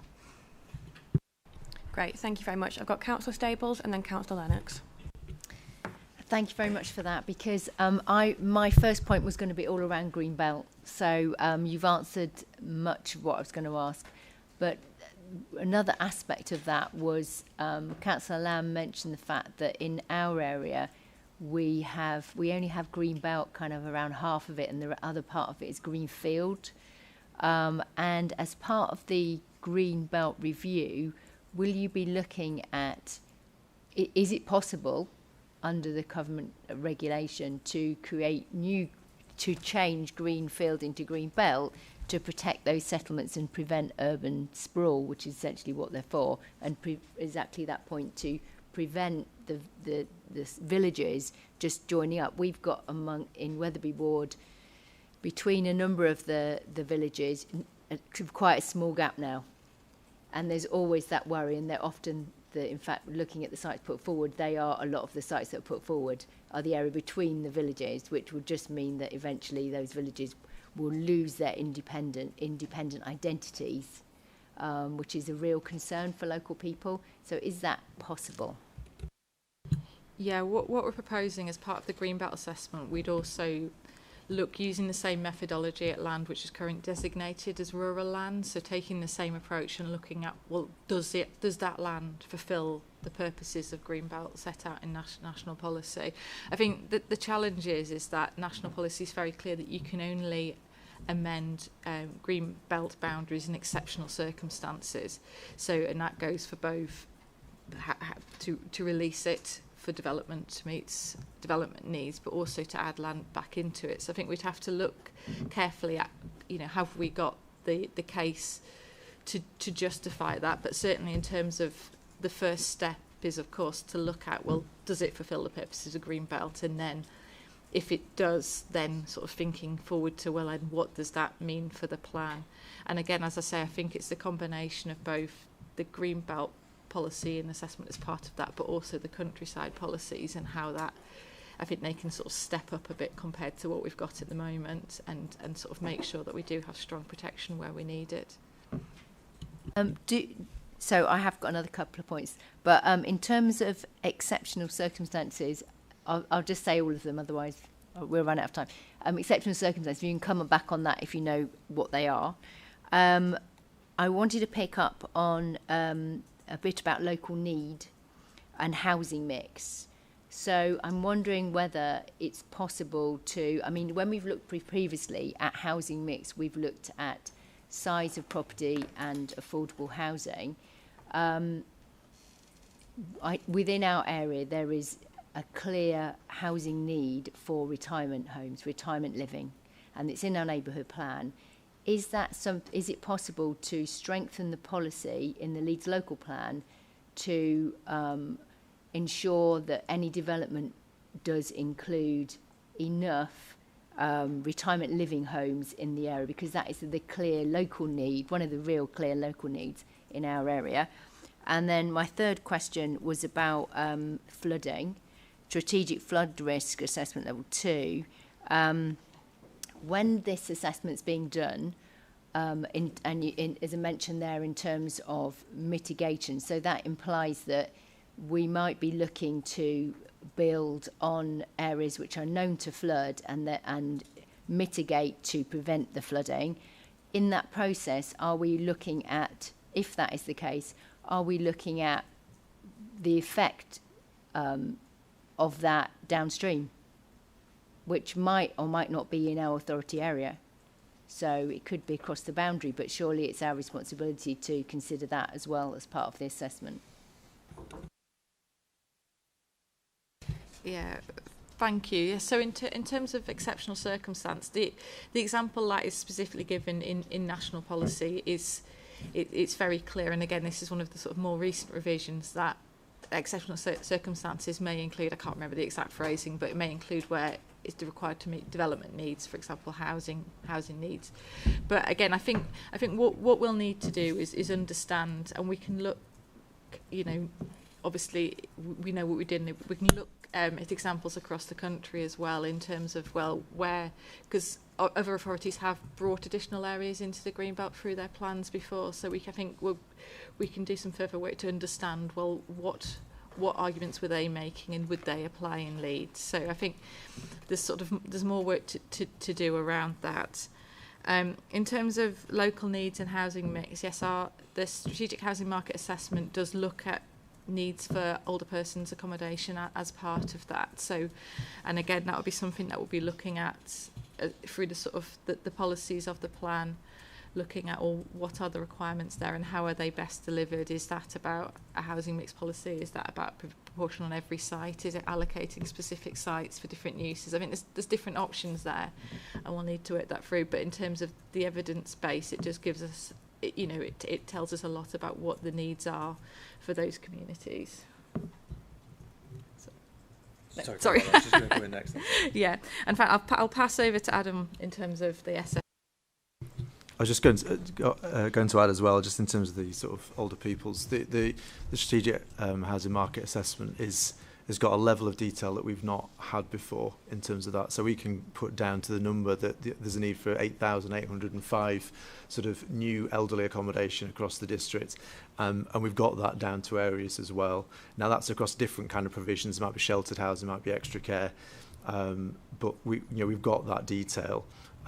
Which I think it puts us in a really powerful position to do exactly as you describe in terms of being clearer about what the requirements in different areas might be, because that offer might not be as suitable in different parts of the city where that need doesn't exist.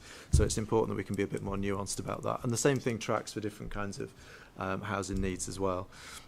Just on the strategic flood risk issue, absolutely. We work really closely with our flood risk management colleagues in terms of the issues within the district, but also we have to work very closely with the Environment Agency, who look on a Yorkshire-wide level, and they hold us to account in terms of our assessments, and they're clearly interested at a regional level, not just a local level. So they need to be convinced that any impacts that we have work, as you say, upstream and downstream. We'd obviously use best practice to avoid those problems anyway, but there is a kind of a gatekeeper to ensure that that's happening outside the council as well. Great, thank you very much. Councillor Lennox? Thanks. It's been mentioned a couple of times that we actually have quite a lot of information in the SHMA. The SHMA is still quite fresh and new. Maybe DPP and maybe all plans panels, or maybe all members or whoever can be invited as part of some next stage in the local plan work to just attend a bit of a refresher about what the outcomes were of the SHMA, because we've got loads of information which has come up in meetings in this room, but also mentioned in the chamber last week with some of the white papers that we had. Things are being said about what we know about what we need and where we should build it. We've got that information, so maybe we should have a refresher on that recent information from the SHMA. Thank you. I think that's a really reasonable request. We were talking as well about doing some member workshops on this item as well. So I think there is a lot of sort of detail to go through that I think we could go on all day this afternoon talking about it, but there's lots of ins and outs, so member workshops going forward I think is a smart idea. Any more members' comments or questions? No? Do officers wish to clarify anything further? No, fabulous. That's a nice short one. I think from what's been said, I think it's similar to the previous. It's just about that reassurance and communication between ourselves and officers. So if we are moving forward with workshops, then I think we can get quite far with this one. So yes, we'll move on to agenda item number 9. I believe yourself, Martin. Thank you, Chair. So this was to bring panel members up to speed with the spatial development framework in support of the mass transit system. And members will be aware that the City Council, along with the other 5 West Yorkshire authorities, are preparing a joint development plan document specifically to look at mass transit. That's important because at the moment none of the West Yorkshire local authorities have planning policies around mass transit, and it is considered important for the important role that spatial planning plays in terms of supporting and guiding and implementing a mass transit, that there is that in order to de-risk the mass transit scheme as it goes through its Transport and Works Act order and its business case. In terms of where we are now, consultants have been appointed through the combined authority to do the lion's share of the work on the DPD, with local authorities closely being involved in that. And they kind of hit the ground in June 2025. Since then, a number of things have happened. The first is that governance arrangements for the DPD have been confirmed, and full council and executive board took decisions on the setting up of a joint committee to steer the development of the DPD. That would see the joint committee take over executive functions for the Regulation 18 and Regulation 19 stages of plan making to get the draft plan through the process. But then that plan would come back to each of local authorities' full council for endorsement of submission to the Secretary of State. What's also happened is a number of meetings with local authorities to seek to understand and align the local plans, not just adopted local plans, but also direction of travel of draft local plans, including this Leeds local plan. Consultants have also been looking through the evidence on mass transit and compiling a spatial strategy and a planning narrative through that evidence, alongside looking at a best practice review, because outside of London this hasn't been done anywhere else in the country, so we're either drawing on London evidence or international evidence for this. The impact of the SDF will be to create quite a high level document akin to a regional spatial strategy policy, which sets to frame the delivery of mass transit. It would support mass transit as a means of sustainably supporting transit-oriented development, which means new housing and economic development having the best opportunity to access a choice of means of transport as its key bits of infrastructure.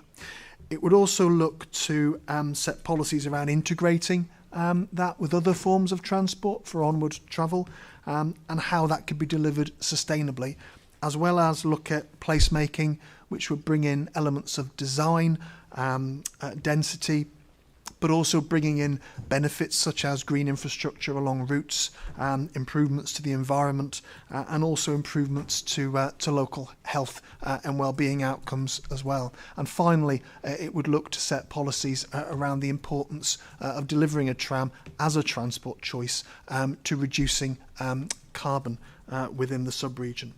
Now, there's a fairly tight timetable for the SDF, and it's looking to be submitted to government by December 2026. It will have to go through 2 regulatory stages of consultation, a Regulation 18 stage, which is being sort of identified as being early in the new year, and a Regulation 19 stage, which is a draft plan, which will be early summer next year.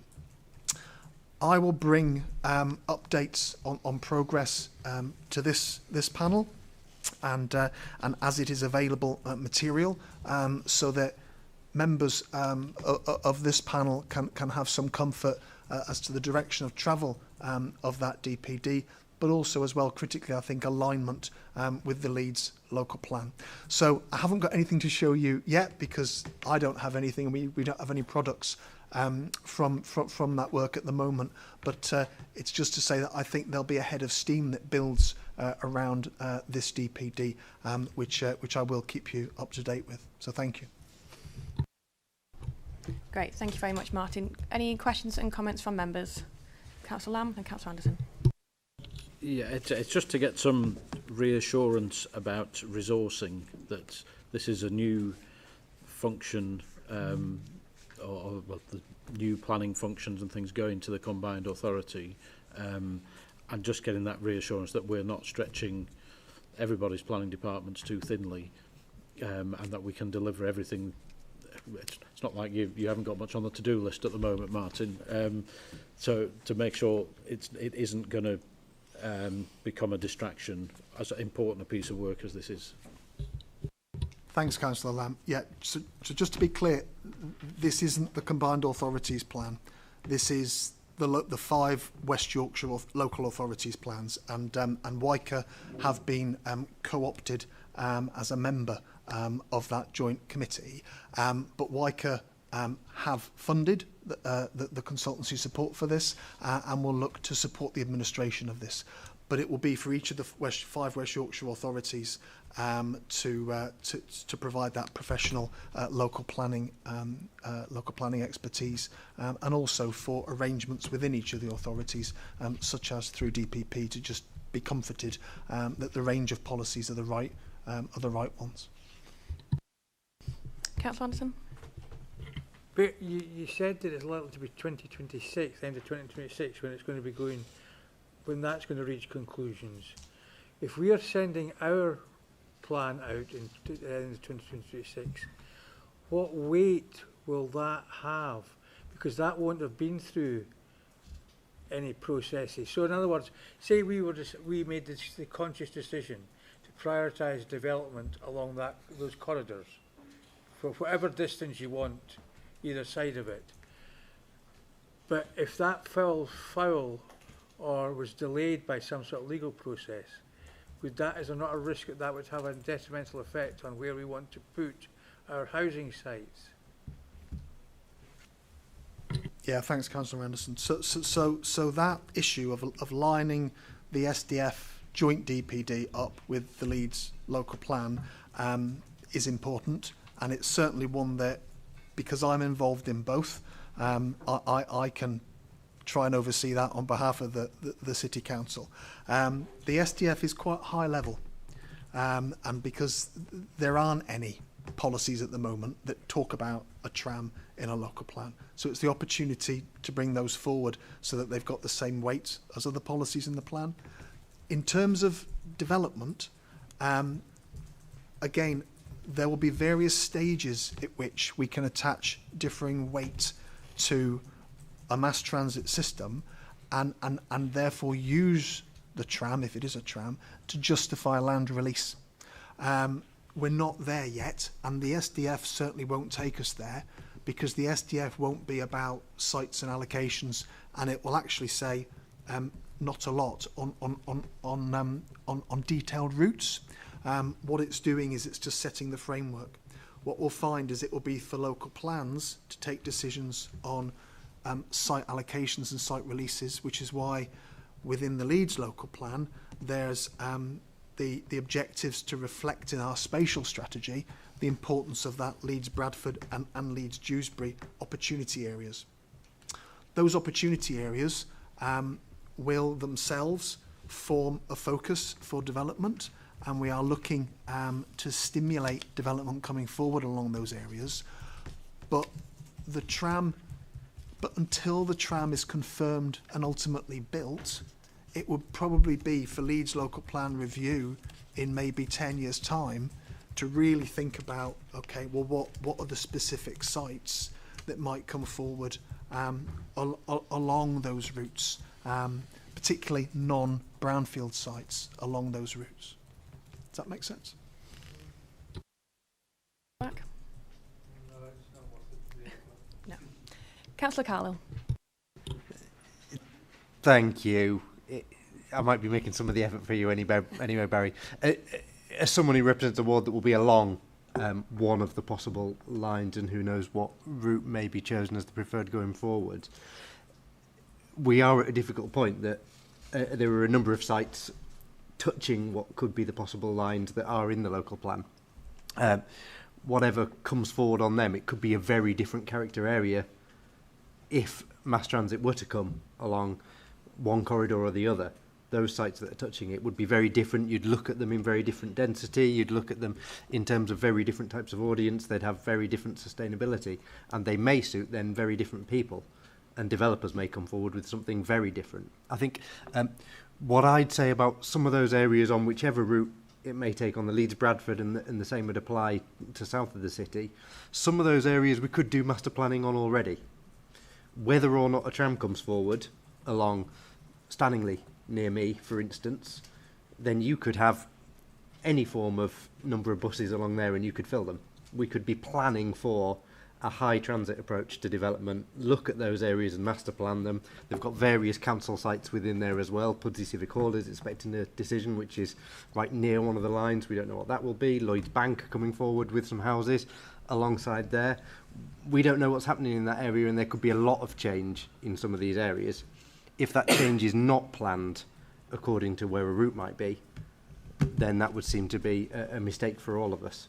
So how can we plan that now with saying what are these areas going to be regardless of whether a tram comes? Because they've obviously been shown as places where improved transport would be a benefit. And I just would not like us to see all the sites be gone by the time tram comes forward and to be able to plan for it.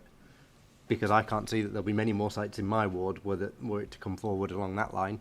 And similar, I'm sure members of Pudsey would say if it were to go along that side. It's absolutely the question that we need to answer, Councillor Carlill, as we work through aligning these processes.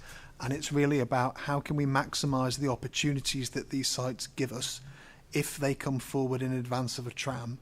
And what does that opportunity look like? Does it look like different land uses? Does it look like different densities to take advantage of that tram? And that's something that we can articulate in a kind of a pre-tram world and a pre-tram plan, which is probably going to be the Leeds local plan. And we'll have to articulate that. But what we can't do is we can't presume and preempt the tram coming forward and take decisions on land which otherwise wouldn't be sustainable and suitable to come forward at this current time. Thank you, Councillor Lamb. Yeah, thank you. It's one of the madnesses of the planning system that we find ourselves in a position where we're going to, well, we're trying to get on and build a tram. That's everybody's intention, but we're not taking account of that until we know for certain that we're going to do it. And you could even find a ludicrous situation where we have to knock down new houses to be able to facilitate it down the line. So is there no way that we could safeguard land in the same way as was done when HS2 was proposed? Obviously, ultimately that didn't happen, but surely there's got to be some sensible compromise to be able to say, well, we think it's going to happen and everyone's working towards that end, so let's make sure we are covered if it does. To be absolutely clear, Councillor Lamb, there will be a safeguarding strategy. That safeguarding strategy will need to happen once the preferred candidate option is determined, because we won't be safeguarding on routes that we don't know are necessarily preferred to come forward. So there'll be an order of things in terms of safeguarding. So we shouldn't be knocking down new homes that are being certainly allocated in a plan. But secondly, we can take account of the plan and the tram, and we can anticipate the tram. But what we can't do is place too much weight on a tram, making a site that otherwise isn't sustainable by virtue of its connectivity.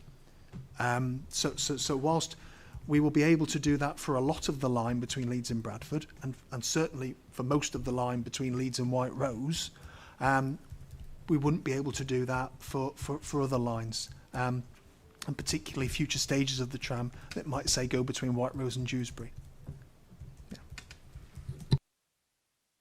Great, thank you. Any more questions or comments from members? No? Do officers wish to clarify anything else? Nothing.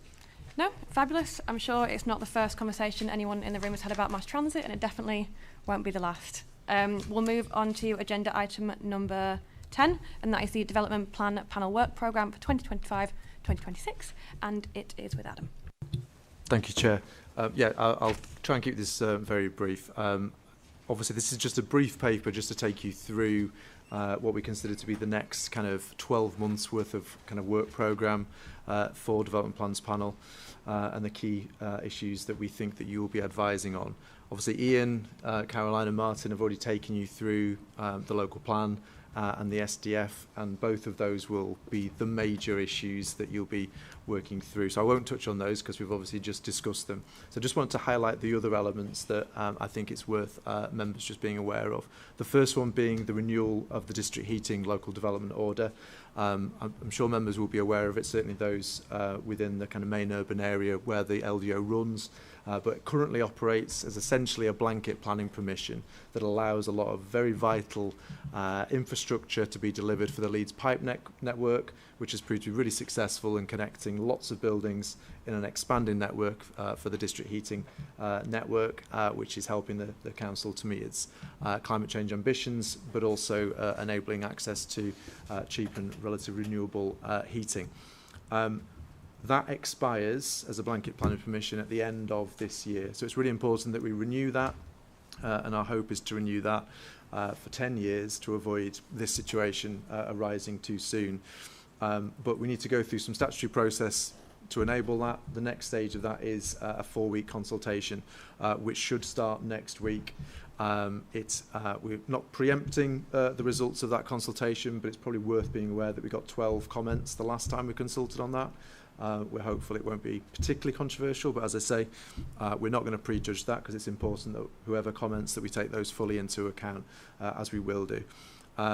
What we're hopeful for is that once that consultation is closed, we'll be able to bring the draft and any proposed changes as a result of that consultation to Development Plans Panel in November, and then go through the process of Executive Board approval in November or December in advance of it expiring at the end of the year. The next aspect is the authority monitoring report. I'm sure members will be aware we bring this usually every year, and it's just a reflection and an assessment of how our policies are being achieved. And it's a really crucial piece of evidence for lots of reasons, not least because it provides really good evidence for the local plan itself to see which policies are working and which perhaps aren't achieving as well as we would have hoped them to do, and whether that's a good evidence to actually have new policies on those topics in the local plan. So we would hope we'll be able to bring that to you spring next year for you to get your teeth into when that arises. And then the final thing is, as Martin kind of mentioned earlier, we are aware there are changes to the planning system that are likely to come in this autumn or winter. We obviously need to bring you up to speed with those changes, but there are also likely to be consultations as well. We know the National Development Management policies are due out, if not this year, early next year. They will have profound impacts on how decisions are arrived at in planning policy terms, but also development management terms. So we obviously need to give you that chance to get your teeth into those, but also to submit comments to them too. So I don't think there was anything else to raise there, Chair, but obviously happy to take any questions. Thank you very much. Any questions from members? Lovely. Councillor Lamb, then Councillor Anderson. Thank you. It's more of a comment than a question. So tomorrow at Executive Board, we're going to be discussing the Planning Advisory Service Peer Challenge. And the nature of Exec Board means that Councillor Lennox will introduce it. I will make some typically impressive comments and questions. David will respond, and everyone else will look at their shoes and do their emails, and it won't get a great deal of interrogation. And it should have come here first before it went to Executive Board with comments from this board so that we could have examined it properly. Given that it hasn't and it's too late, I will be suggesting tomorrow, and I hope it's agreed to, that it will come here afterwards so that we can interrogate it properly and contribute and add weight to it. Thank you, Councillor Lamb. Councillor Anderson.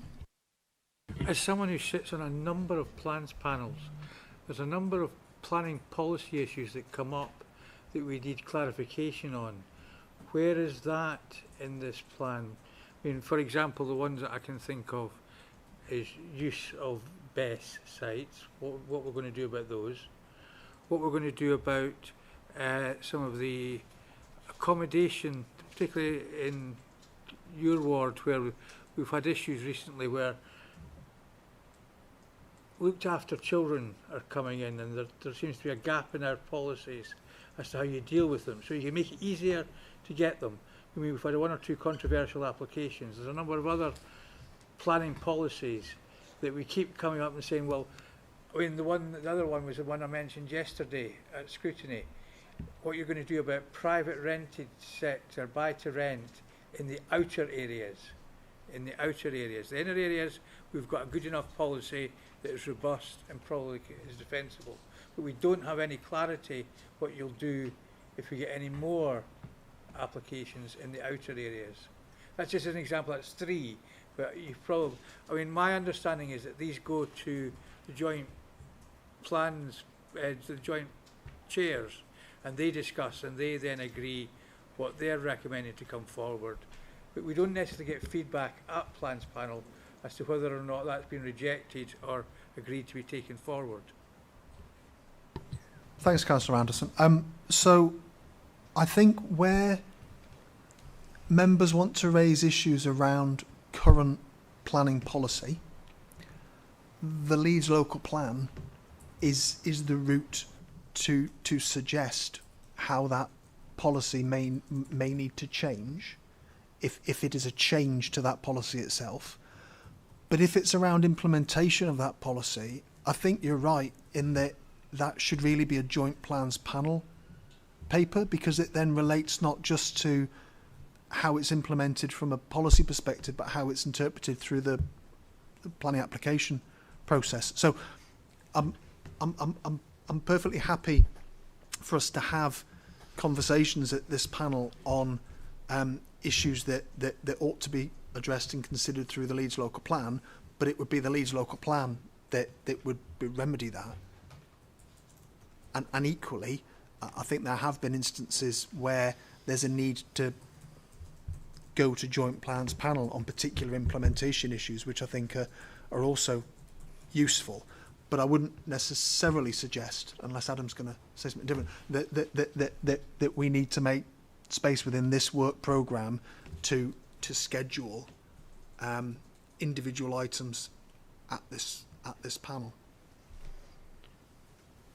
All I was going to say is that if it's about, say, interpretation of existing policy and how that's applied at plans panels, obviously there's a member training sort of programme that's a bit of a rolling programme, and I think that's certainly things that we can take away is development management colleagues who manage that training programme, but we can certainly work with those colleagues to add it to the list of policy issues that members feel they would benefit from further clarity on how existing policy should be implemented in decisions that you think are going to be likely to arise. It's mainly issues where we come up against, we've not actually got a policy for it, so we're having to just effectively make it up as we go along. There's no policies to say yes, you can have it, or no, there's no policy to say no, you can't have it. And it's very difficult to then explain to residents why you are doing something when there's no reason. They think there is a reason. I mean, there's one certainly in your ward where, off the main street, where there were a house was being used, and we were talking about trying to knock through the front window in order to get better access to it. So there's no set policy, and it makes it very difficult for plans panel members, because we'll argue and say, well, can we then leave that and take it on and refer it upwards? And usually that's the advice that legal give us. You can't make a decision, you can't put it in the decision that you've got, just refer it up to whoever makes the decisions through the usual channels.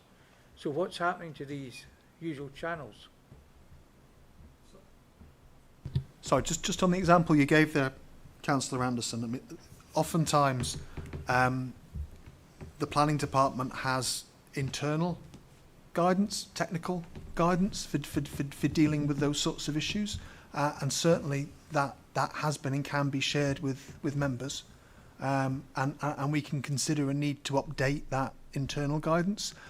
But if it warrants an uppercase policy within the local plan, then certainly the discussions we're having around the Leeds local plan should form the context for those additional issues. And I fully accept on something like battery energy storage, we've already got an intent to write a policy within the local plan.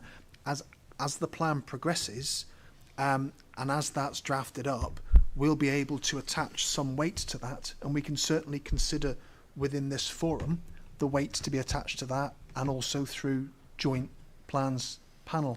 But I suppose what I'm saying is, I don't disagree with you, but I'm not seeing that we necessarily need to change the work programme, which this item's about, in order to facilitate that happening. I'm just trying to see whether you're comforted that there's sufficient processes in place already that can be flexible to take those sorts of things on board. Up in the last few meetings I've attended, but there has been in the past where we've had comment. I mean, you. Yeah, I do. Sorry, can I Yeah. just come in? Can I just come in, Chair? So I do know exactly what you're talking about in terms of the buy-to-rent. I remember this very, very long plans panel discussion about a buy-to-rent in your ward, in Adelwood. Yeah, it was.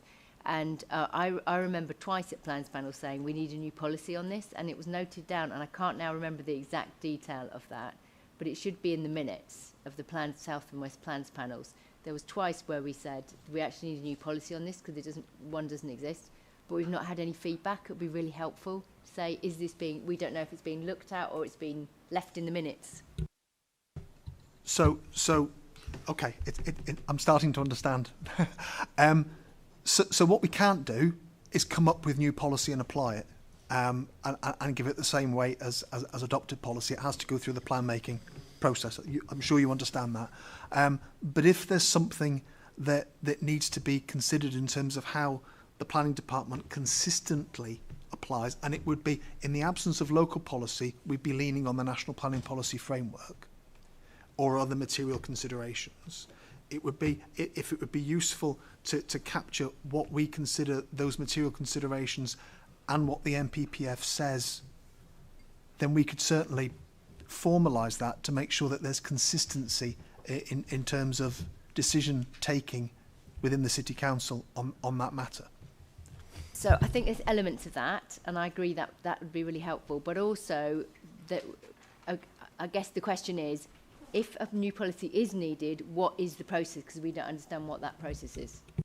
So the process is the local plan, and feel free to suggest to us through this forum, or drop us an email, that you would like us to consider a policy on a particular matter. Great. Do members feel reassured that that can come in with the Leeds local plan, that we can go forward with the work programme that has been set out? Great. Excellent. Yes, of course. Just on your question, Councillor Lambert, about the PAS report, I mean, just to clarify to the panel if that's helpful, we're taking the PAS report peer review challenge work through Corporate Governance and Audit Committee. That's the route for that piece of work. It's to do with the service, it's not matters relating to policy, so it's outside the scope of this DPP panel. We take an annual assurance report to the Corporate Governance and Audit Committee, and it's going as an update next time with a plan to take further work as we work through the PAS report recommendations. So that's the route we're going down. Just thought it would be helpful to clarify, Chair. Excellent. Any further comments or questions from members? Councillor Lamb. Yeah, just having read the full report now, I do feel it's relevant to this committee, and I'm not sure corporate governance and audit can get into the nuts and bolts of process, but some of the specific recommendations and commentary, I think it would benefit and be healthy to have it here, or joint plans panel would be another alternative to consider it. Chair, yeah, I think the difficulty we've got, Councillor Lamb, is the terms of reference of this actual advisory committee, which is restricted to just making recommendations or discuss matters to do with the local plan and its policies. But I think your idea or your suggestion about joint plans panel, once it's been through, there'll be certain parts of what comes out of that review that could no doubt be then discussed jointly across all joint plans panels. Do you wish to come back? Yeah, I think the key thing is members who are transacting planning matters on a regular basis, I think across party, need to have inputs into it and have sight of it, and have the opportunity to talk about it. Whatever the right mechanism for that is, I think that's a crucial thing that we need to make sure happens. Great, thank you very much. Any further questions or comments from members? Lovely. Do officers wish to clarify anything further? No, excellent. Well, I will move finally on to agenda item 11 then, and note the date and time of the next meeting will be the 4th of November 2025 at 1:30 p.m. That concludes today's business. I'd like to thank members for all their conversations today, all their questions, and for their patience with my first attempt at chairing. I thought it went quite well, but thank you very much. See you all in November. I conclude today's business.